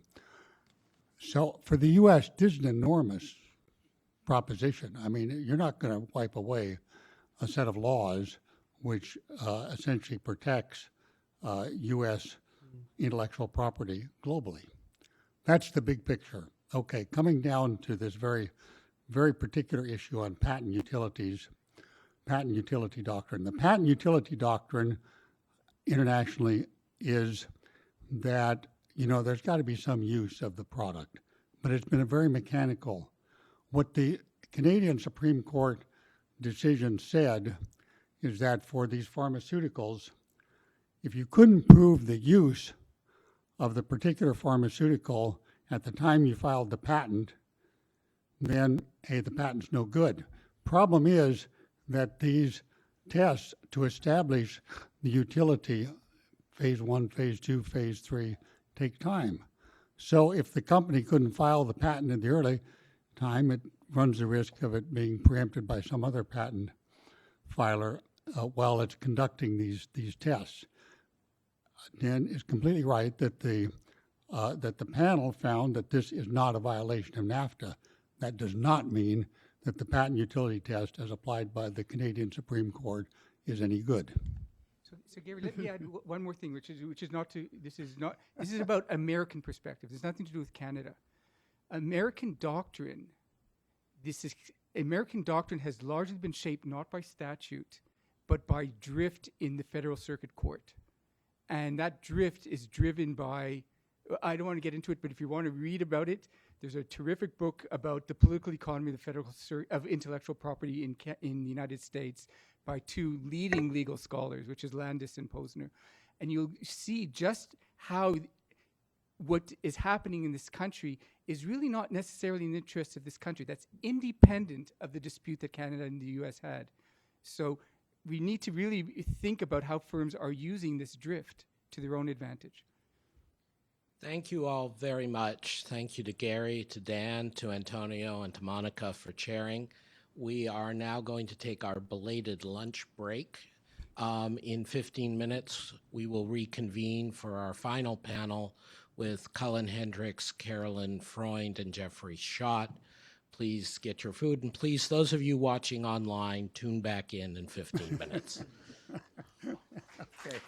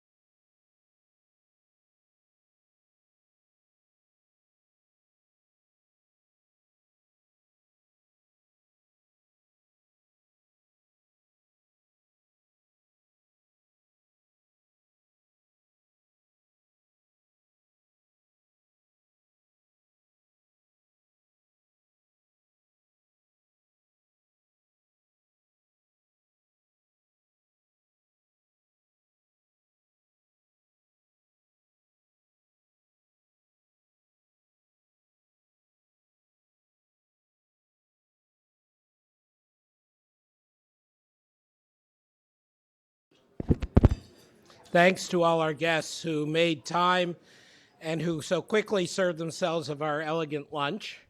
Thank you for not engaging in a food fight in the middle of the hall.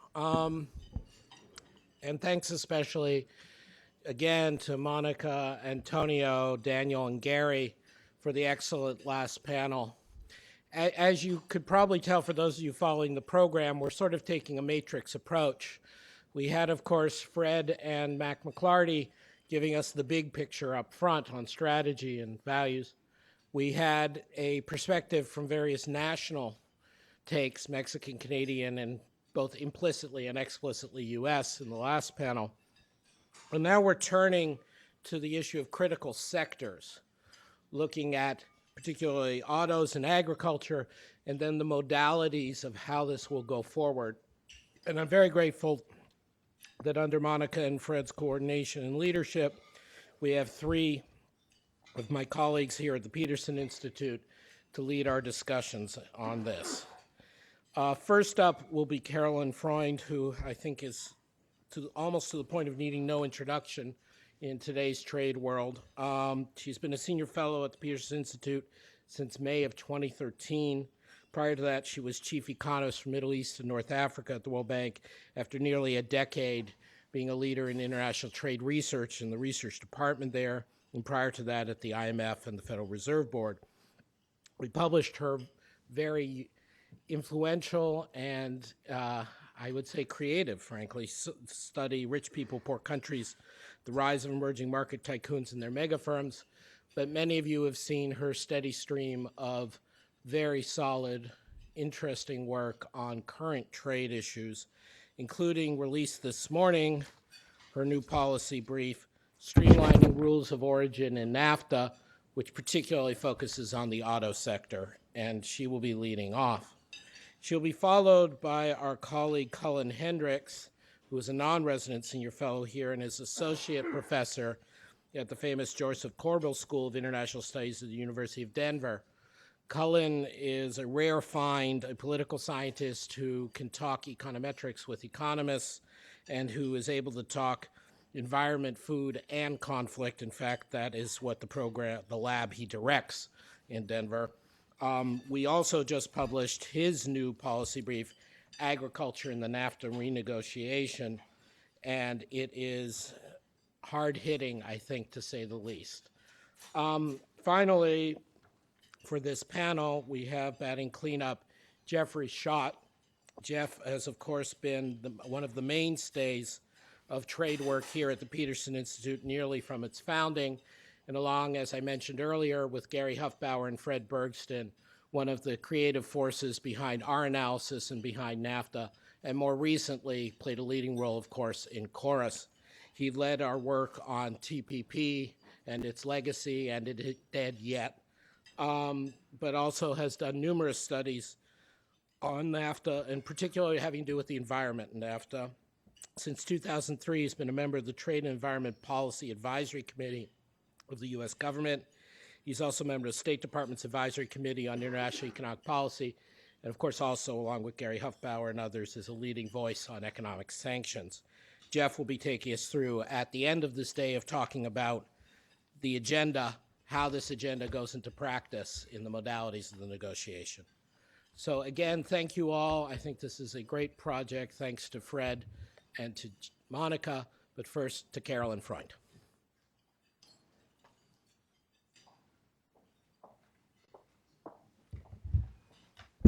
Thanks, Adam.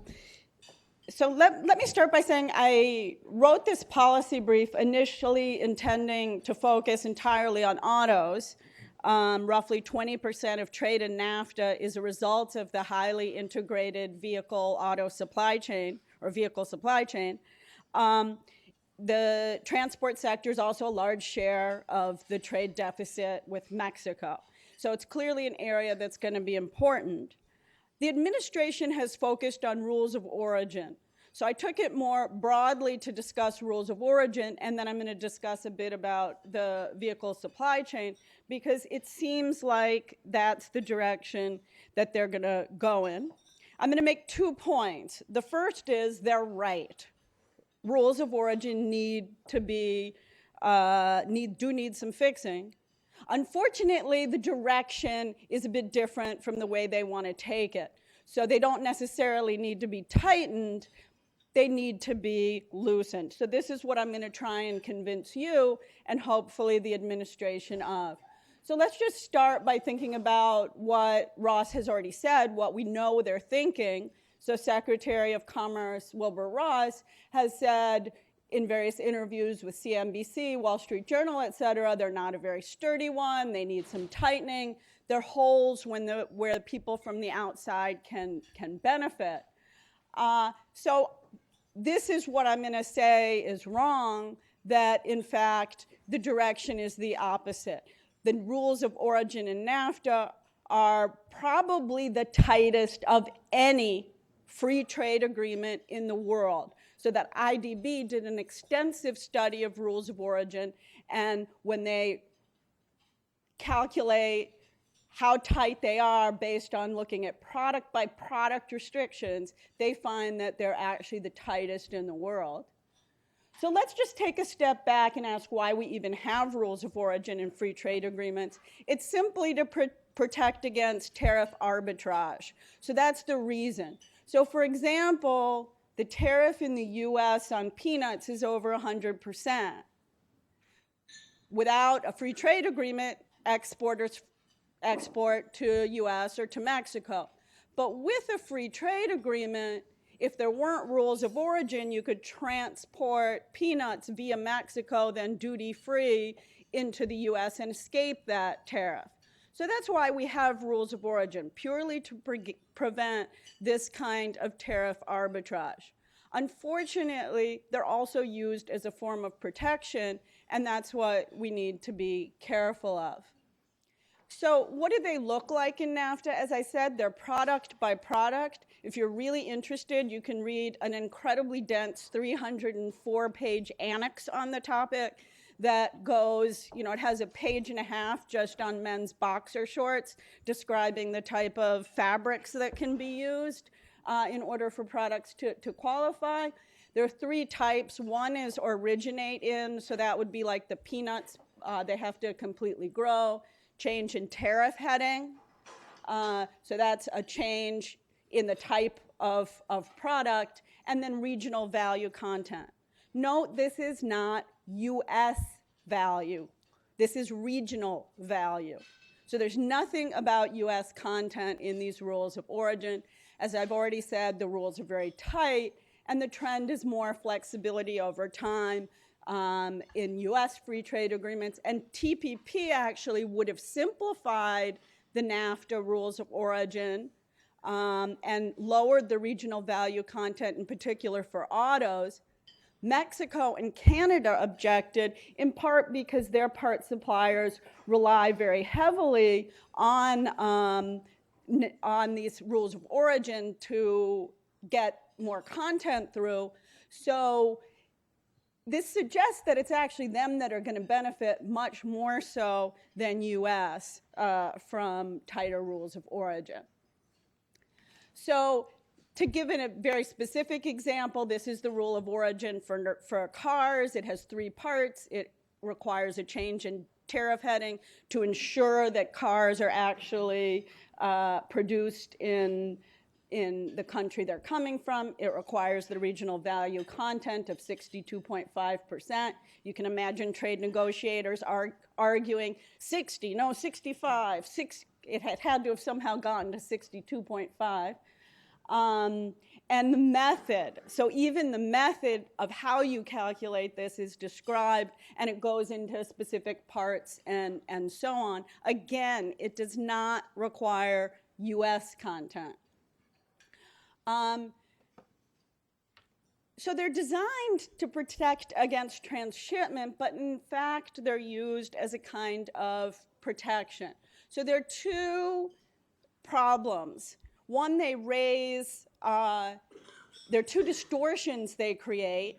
They put protection on the final good onto the intermediates used to produce them, because one, they force firms sometimes to use more costly regional inputs. So in the car example, if it would be optimal, say, to have 60%, they use a few more regional inputs that are more costly than foreign ones, and that raises costs for producers, makes companies less competitive, and raises prices to consumers.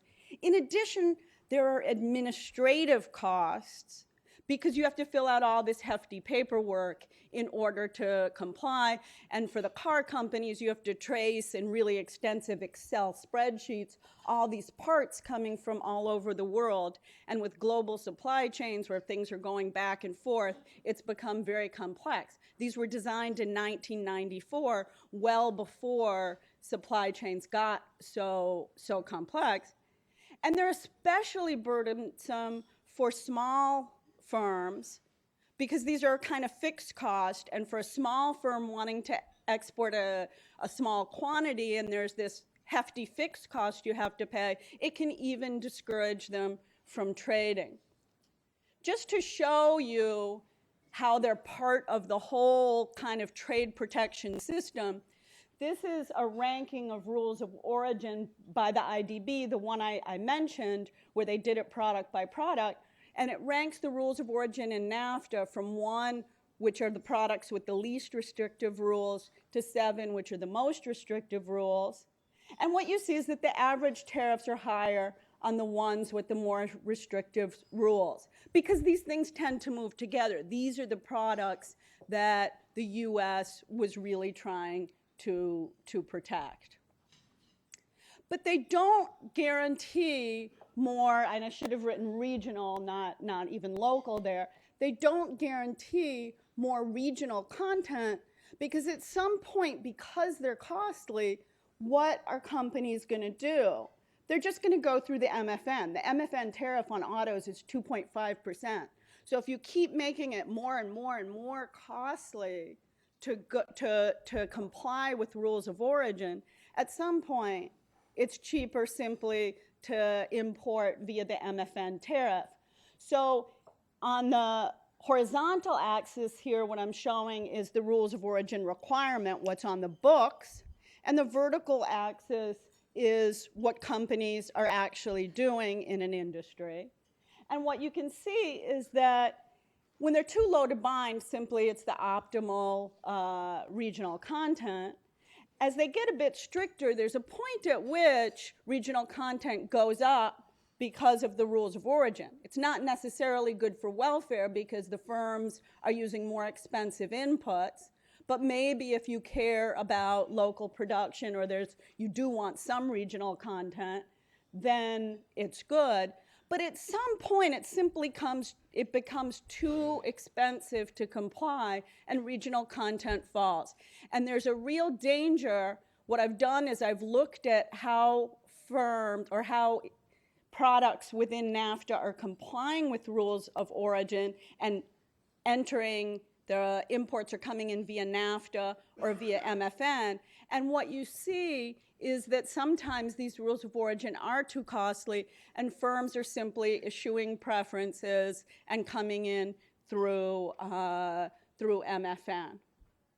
So this is what I'm going to show here just to show. Remember, the low tariff products actually have less rules of origin, and yet more products are issuing preferences to come through MFN because you know what, that tariff is low. I might as well just go through MFN and not bother with all the extra paperwork.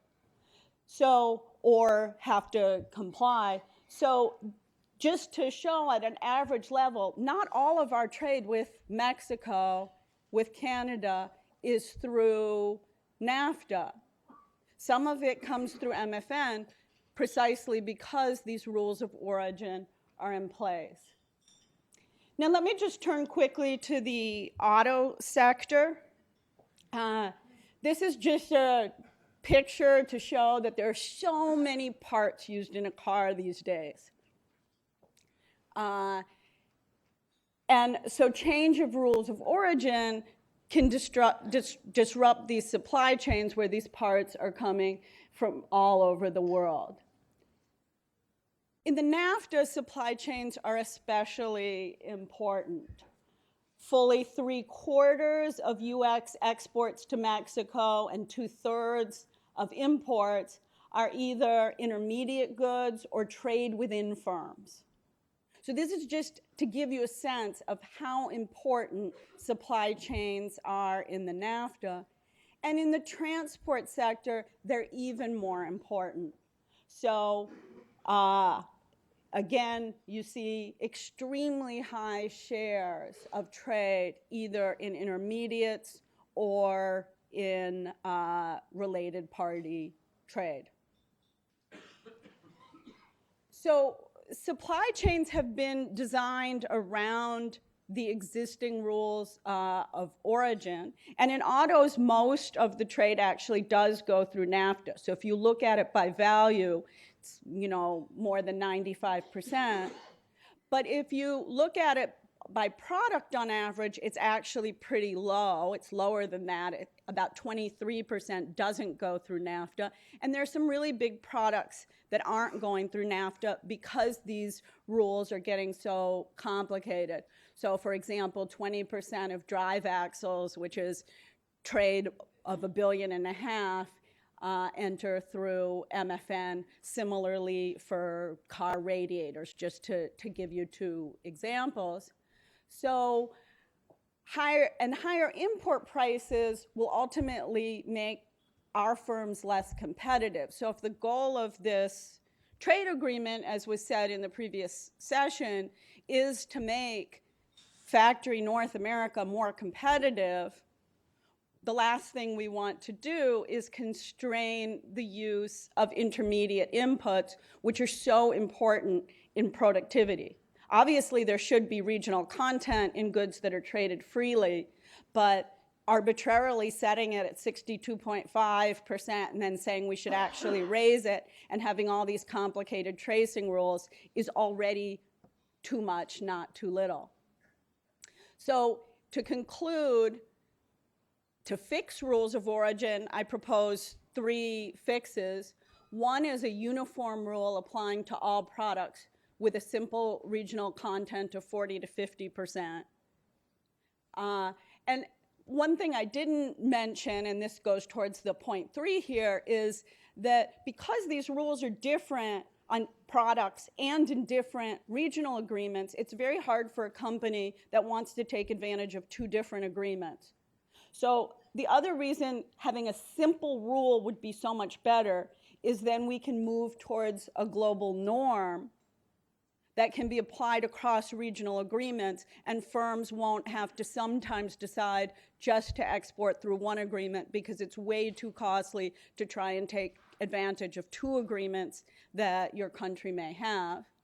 And also expanding the de minimis threshold to help small businesses. So there is a threshold which is set now at $2,500, under which you don't have to abide by the full rules of origin. You just need to send a letter, not the full form, to say it was made regionally. Maybe that threshold could be raised to help small businesses that are disproportionately hurt. And I'll stop there. Thanks.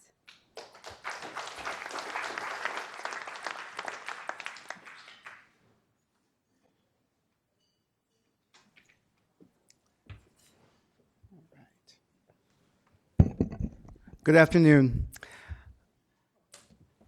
Agriculture makes up about 7% of U.S. bilateral trade with both Canada and Mexico and contributes roughly 8% to the United States' modest trade surplus with Canada and deficit with Mexico. The contributions to member country GDPs are similarly modest, ranging from 3.6% in Mexico down to 1.3% in the United States. Now, as I've said already, these contributions are modest in terms of their shares of trade and their shares of GDP. However, I think you should expect outsized wrangling around agricultural issues in even a productive renegotiation of NAFTA. You will hear a lot more about U.S. sugar, Canadian dairy farmers parading their cows through Ottawa, as you see here, and small plot Mexican corn farmers protesting that you'll hear a lot more about that than you would think given the contributions to employment, GDP, or intra-NAFTA trade. The political economy here, I think, is pretty straightforward. Unless your farm happens to be on the outskirts of an expanding metro area, as my childhood home, which was built on a recently retired fig orchard, was. Farmland is essentially fixed in its current use, and thus farmers face massive costs of adjusting to changes in the policy environment, which is one of the reasons that they fight so hard in Capitol buildings, but also in the streets and jungles even, to preserve their interests. In my time, I'd like to make 4 brief points regarding agriculture and NAFTA, and close with some remarks about what a productive renegotiation might look like. First, North American agriculture by and large likes NAFTA and has benefited immensely therefrom. Second, NAFTA has created cross-border supply chains that exploit efficiencies and provide value for customers and consumers. Third, any disruptions to agricultural trade would disproportionately affect states that broke for President Trump in the 2016 election.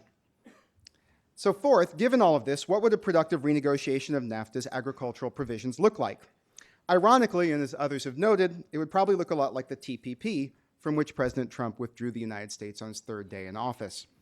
That trade deal addressed most of the outstanding issues related to market access, export subsidies, and coordination around an establishment of sanitary and phytosanitary standards. The TPP set the bar for what could reasonably be expected from a productive renegotiation of NAFTA. All right.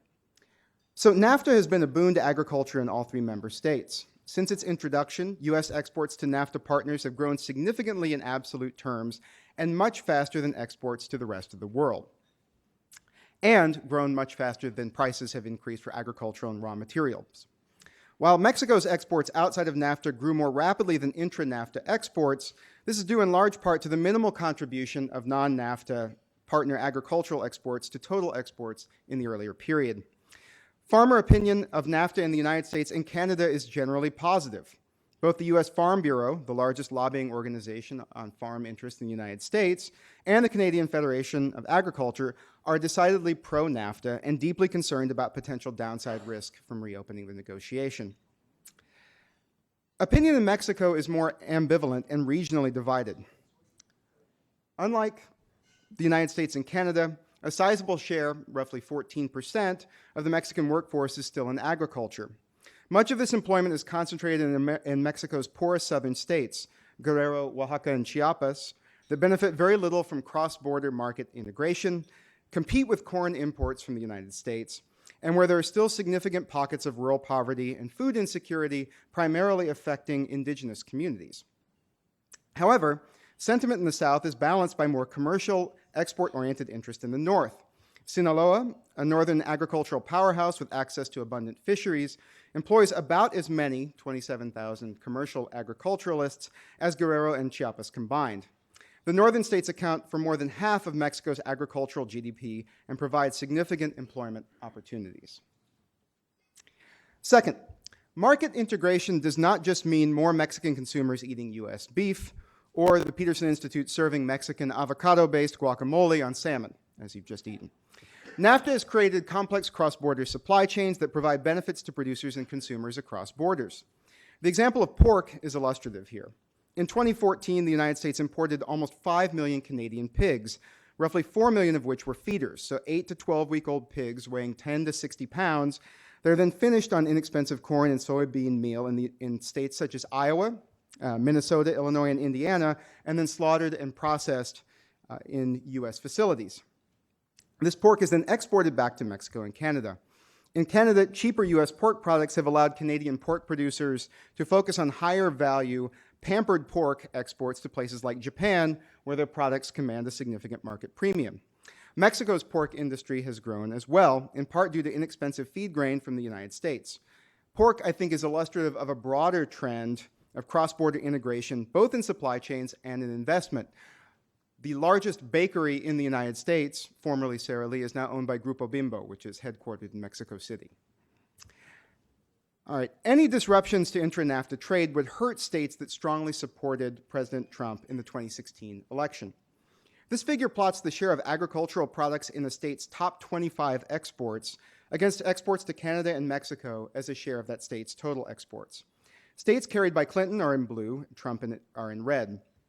Trump voting states are both more dependent on agricultural exports and more dependent on intra-NAFTA trade than those that broke for Clinton. Moreover, Many of these states have Senate delegations that are well represented at the highest levels of the U.S. Senate in leadership, and whose support will be pivotal in getting a renegotiated NAFTA through the Senate. For many of these GOP-leaning states, especially the grain belt states of the plains and beef exporting states of the West and Southwest, reopening NAFTA entails mostly downside risk as the status quo largely favors their products. In terms of presidential politics, however, these states are comparatively safe GOP states, and recent spats over dairy market access in Canada may signal a pivot by the Trump administration to focusing on issues and products concentrated in swing states like Michigan, Pennsylvania, and Wisconsin. So given all of this, what would a productive renegotiation look like? Ironically, it would look a lot like TPP. If we look to then acting USTR Stephen Vaughan's March 30th draft letter for guidance, the administration has four main agricultural priorities: seeking to reduce or eliminate non-tariff barriers to U.S. agricultural exports, maintain commitments to eliminate export subsidies on agricultural products, and address issues related to sanitary and phytosanitary standards, including provisions that address GMOs. All of these headline issues were successfully negotiated in the TPP, including expanded market access into Canada's highly protected dairy market, phase-outs of Mexico's tariffs on beef and pork, elimination of export subsidies, and addressing SPS issues and U.S. producer concerns about GMO products being barred on sanitary and phytosanitary grounds. The TPP encompasses and addressed most of the outstanding agricultural issues and represents the more or less best-case scenario for a productive renegotiation, at least as far as agricultural interests are concerned. So, in closing, I'd like to speak very briefly about what an unproductive renegotiation might look like. It would likely take one of two forms. In the first, agricultural interests, especially those that are heavily concentrated in electorally safe blue or red states, get used as a bargaining chip in wrangling over non-agricultural issues like domestic content or the restriction of government procurement to national firms. The Trump administration might, for example, wager that there's more political hay to make in crucial swing states like Mexico and Ohio by pushing issues like rules of origin and threatening loss of agricultural market access in order to force concessions from Canada and Mexico. Threats of reciprocal market access restrictions by Canada and Mexico could then make U.S. agricultural exports a casualty over an argument over the auto industry, especially if Mexico can make good on some of the threats that we've heard about to turn southward to Argentina and Brazil for corn and soy. In the second, the Trump administration might seek to renegotiate many of the contentious issues like dairy market access in Canada and relitigate issues like country of origin labeling, where the United States has recently lost in the WTO. Sugar may wind up being a significant bone of contention as well, the recent U.S.-Mexico agreement in principle notwithstanding. U.S. sugar is especially entrenched and politically influential, so this becomes a significant point of friction, possibly. Because of these complex political economies, agricultural interests will likely loom larger in NAFTA renegotiations than their purely economic contributions to intra-NAFTA trade would suggest.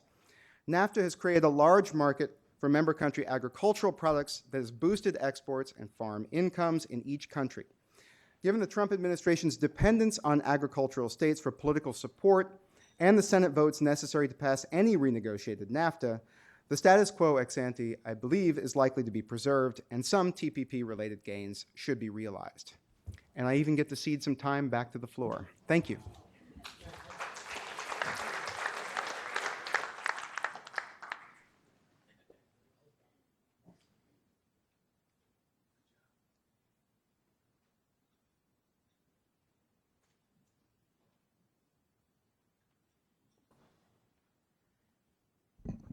Well, thank you very much, except to Cullen, who has set a bar impossibly high to match. We've had a lot of rich discussion today, and there are a few loose threads, so I'm going to try to tie them together in this final presentation on updating NAFTA. Just to be clear, and I think this came out very forcefully in the first session, the NAFTA record is on balance very positive, and there's been a rapid expansion of trade and investment.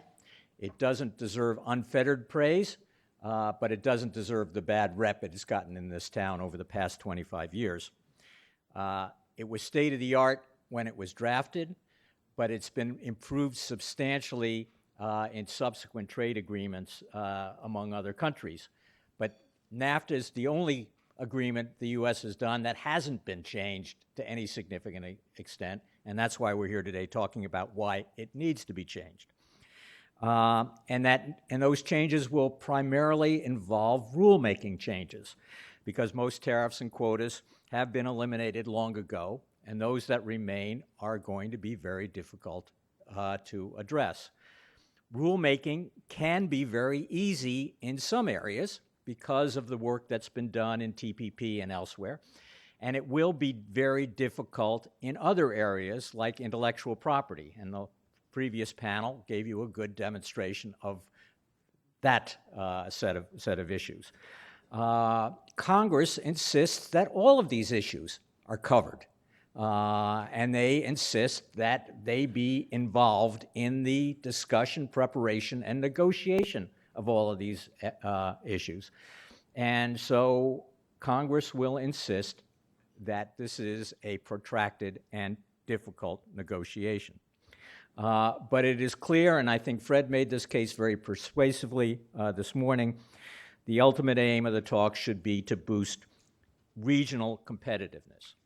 And that's what we have to keep in mind. It's a little different from America First, though they can be complementary. You can have America First if you realize that America needs to use the regional market to boost American productivity and competitiveness. I think it's important just to put a few numbers on the table. You can look at this later. I'm not going to give you the significance of all of this, but it's interesting that the Trump administration focuses on one small number in the bottom panel, the trade deficit with NAFTA, while probably you should focus on much more important numbers in this table. The growth in trade, up 3 times over the period of 93 to 2016. The growth in foreign direct investment in each other's market. This is really the integration that pulls it all together. That's up more than 5 times. And focus on the market share. And you'll see that U.S. export market share in NAFTA has gone up. Better partners, better customers for U.S. goods, except in services, where our market share has gone down. And that tells you something about the area of NAFTA that has been inadequate and deserves much more attention. So negotiating objectives. I think it's clear from what we've heard today that NAFTA doesn't require major structural reforms. It's done a good job. It just needs to come up to code. 21st century code. It's a lot different than when the house was built in 1993. And that's the way you need to look at the reforms that are needed. You can have in the very comprehensive agenda that the Congress has set out in the Trade Promotion Authority, you can look at a more discrete agenda, which could be done relatively quickly. And here there was some talk about doing things sooner rather than later. Some of these rulemaking initiatives could be done quickly because a lot of the work has been done over the years in NAFTA, building on the experience that we've had working together, and in the experience we've had working together in the Trans-Pacific Partnership. So I've laid out 4 areas that I think are the subject, or should be a subject of priority early discussion, though the Congress will insist other issues are dealt with overall as well. The first, and here I think there seems to be broad-based, broad consensus on the need to have a new chapter on e-commerce digital trade. Certainly to preempt the new restrictions and to include new intellectual property protection and enforcement. This was spelled out very well in the Trans-Pacific Partnership, but as I think Daniel mentioned in the first panel, there's areas where the 3 countries of North America can refine that in the context of North American trade. certainly to set a template or precedent for broader negotiations or other negotiations that'll take place both bilaterally, regionally, and hopefully in the World Trade Organization in the future. Upgraded and enforceable obligations on labor and environment. That also has been a theme for a long time, has been included in U.S. free trade agreements for a long time. NAFTA is way out of date on this.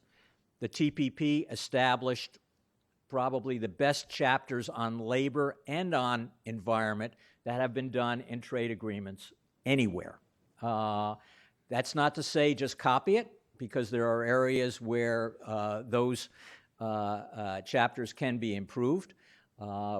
We have additional work in this project that are looking at the labor chapter and the environment chapter. I think starting from the TPP baseline is a good place to start, and there will be important modifications. But there is one critical one that hasn't in the area of environment that hasn't been mentioned today and deserves a lot of attention. Antonio raised the Paris Agreement, but that's really irrelevant because the United States is in the Paris Agreement until at least the end of 2020. But there is the problem. There is the problem of dealing with the potential distortions that come about when Mexico and Canada institute carbon taxes, and we do not. It's exactly the inverse of what was going on in Washington when we were legislating the Waxman-Markey climate change legislation 7 years ago, 7 years ago, when we were thinking of imposing penalty duties against dirty carbon trade coming into the United States. We have to think about this. It should be the subject of something going forward.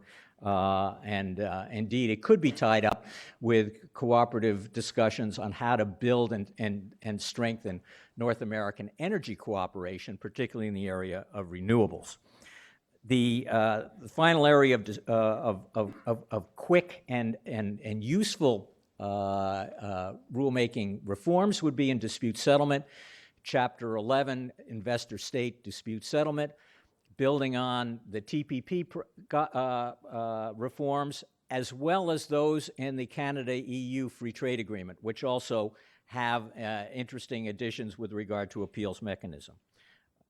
Now, this more discrete agenda is not going to yield the big dividends to U.S. and North American growth that would occur from a broader expansion of NAFTA rights and obligations with regard to services, intellectual property, and the other. But it would be a very good start.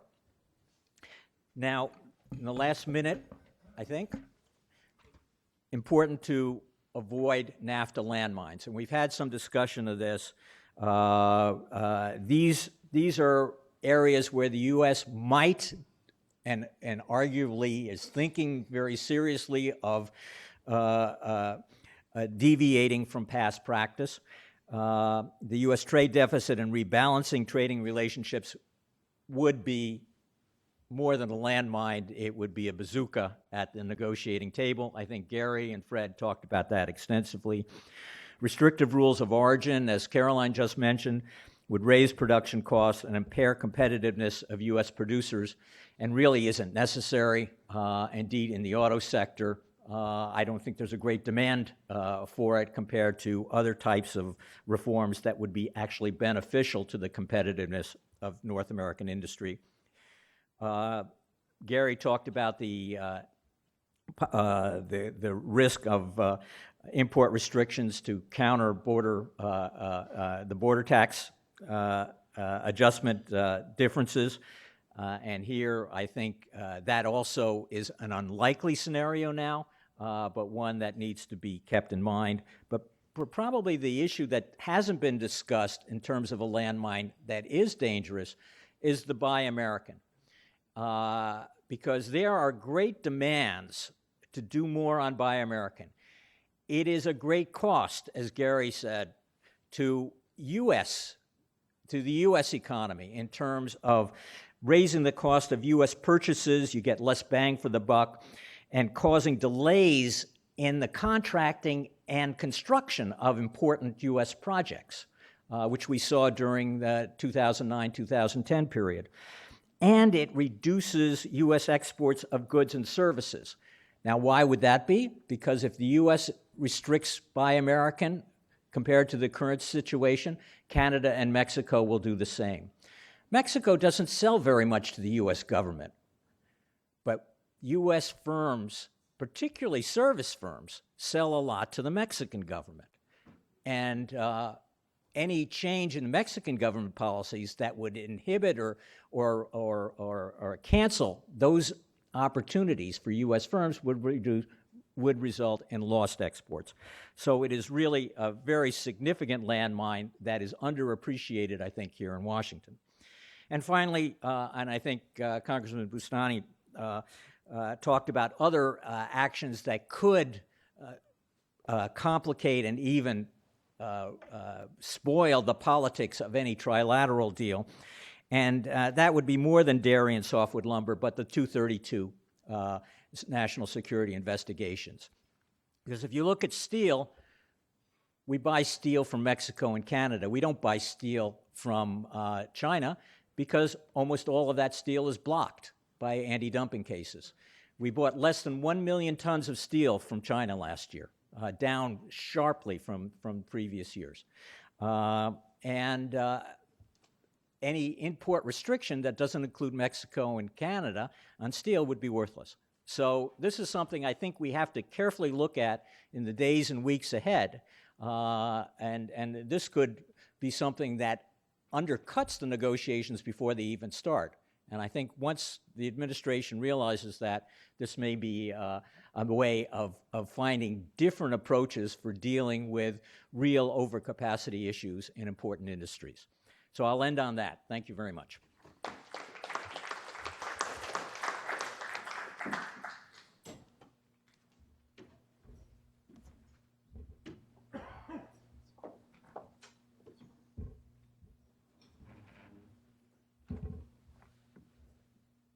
Thank you, Jeff. Thank you, Cullen. Thank you, Carolyn.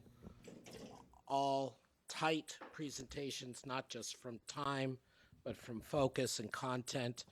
Thank you for your contributions.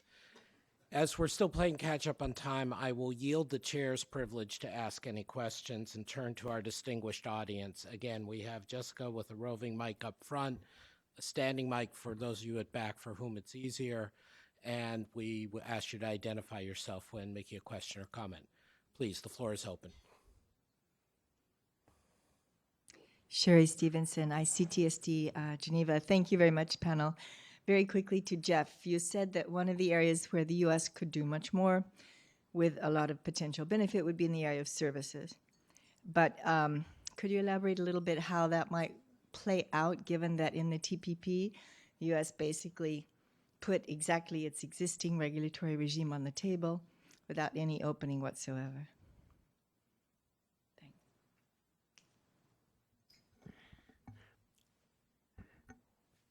I didn't say it was going to be easy, Sherry, but there is another complication. And too often in trade negotiations, the United States does not put U.S. restrictions on the table, and therefore the size of the potential deal is much smaller. There are a number of areas where we can seek and we would benefit from reforms in Canada and in Mexico.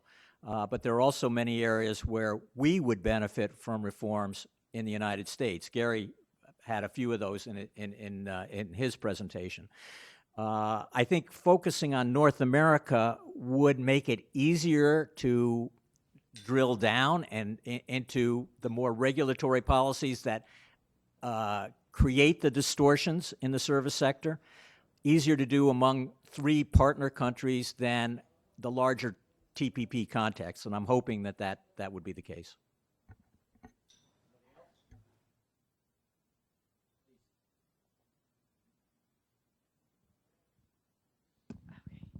I had 2 questions.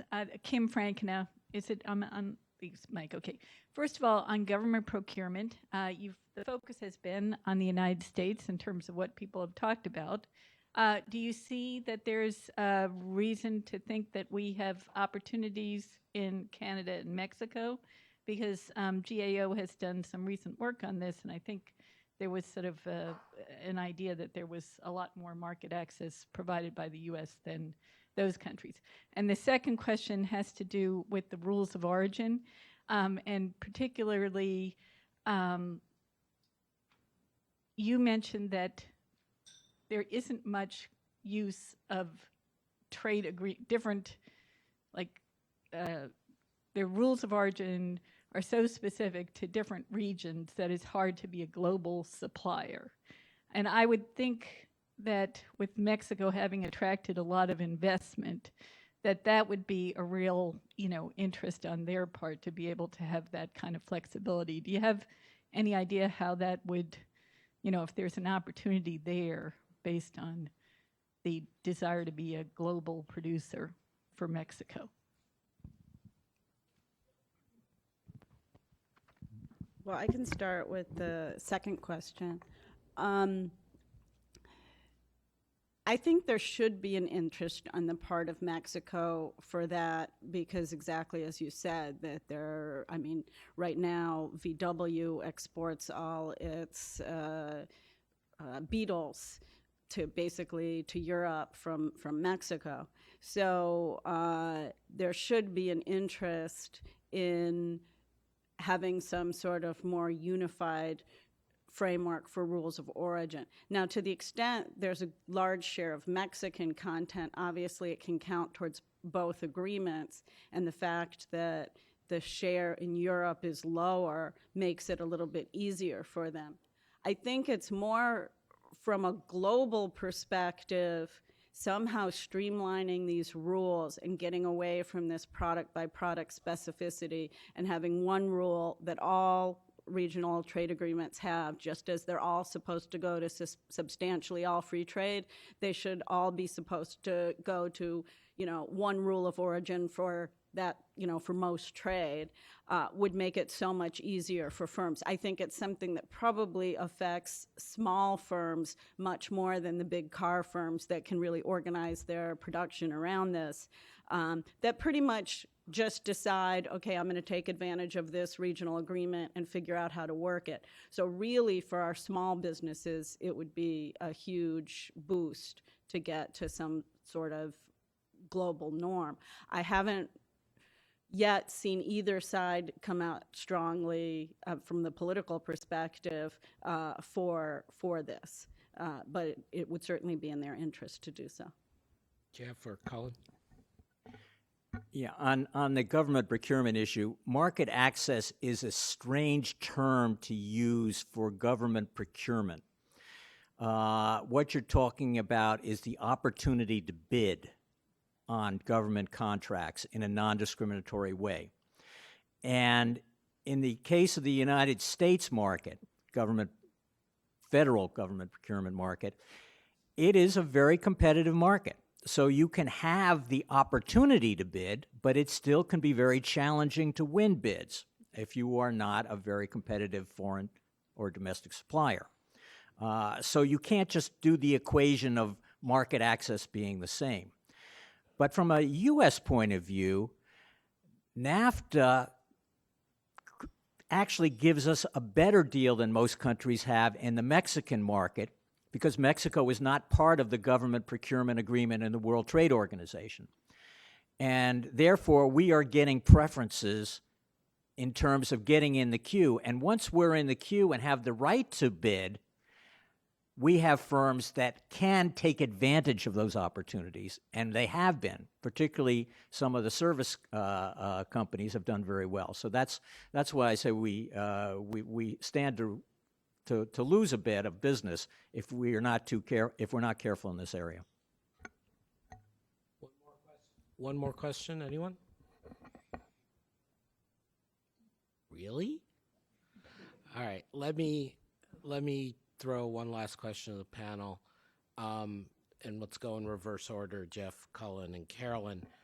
All of you, in various ways, have had to confront the political realities. In a sense, Cullen's argument is all about the overweight of these agricultural interests. Carolyn just published a paper on the voting patterns and respect to trade in the U.S., and Jeff is trying to navigate what's feasible and what's not.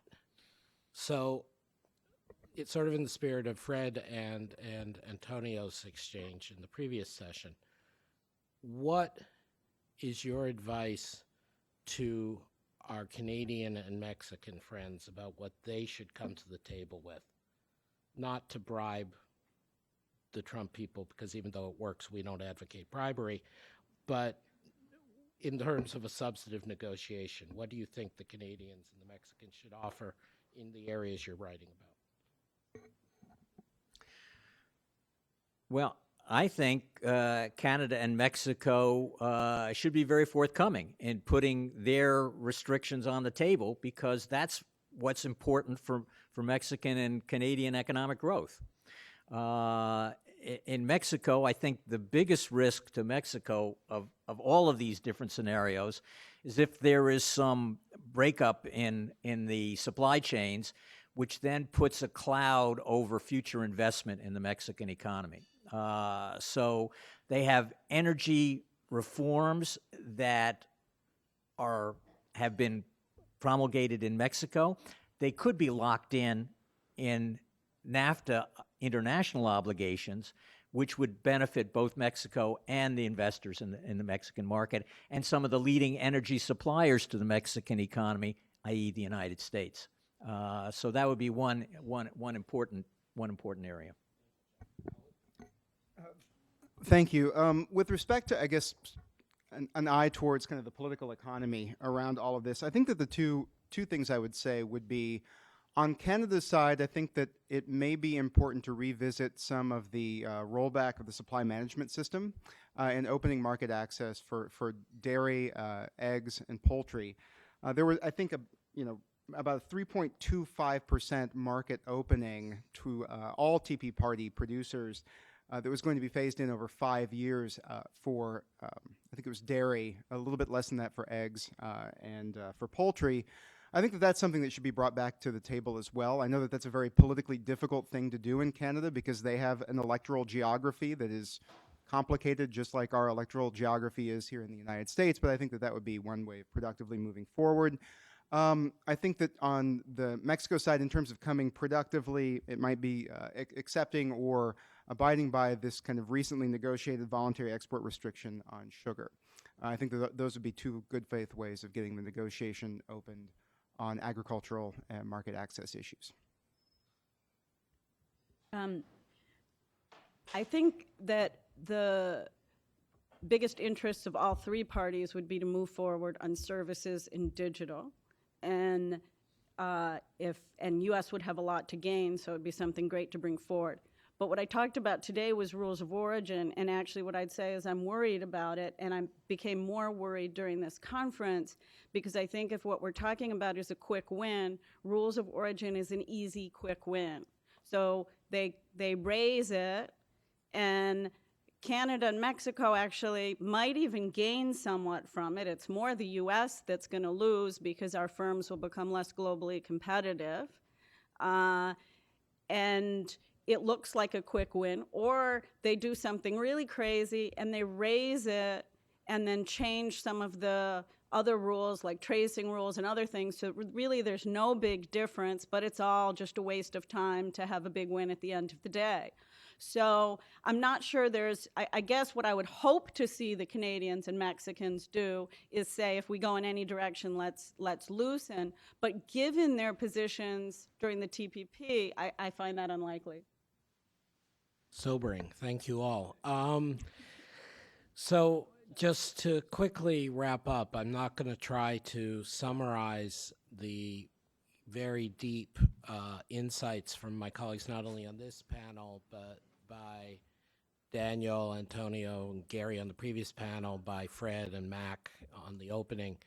What I would say is, again, my thanks and my praise to Monica DeBola and Fred Bergsten for shepherding this project and mobilizing not only our internal colleagues, but many guests to produce such a great stream of work, which will continue. And frankly, we encourage all of you to make use of the policy briefs and the various smaller pieces that we're going to be rolling out continually on the website well into the negotiating period, and help us get the message out that a win-win renegotiation of NAFTA is both necessary and doable. Finally, just a reminder that this is a project and a policy area which is a gift that keeps on giving.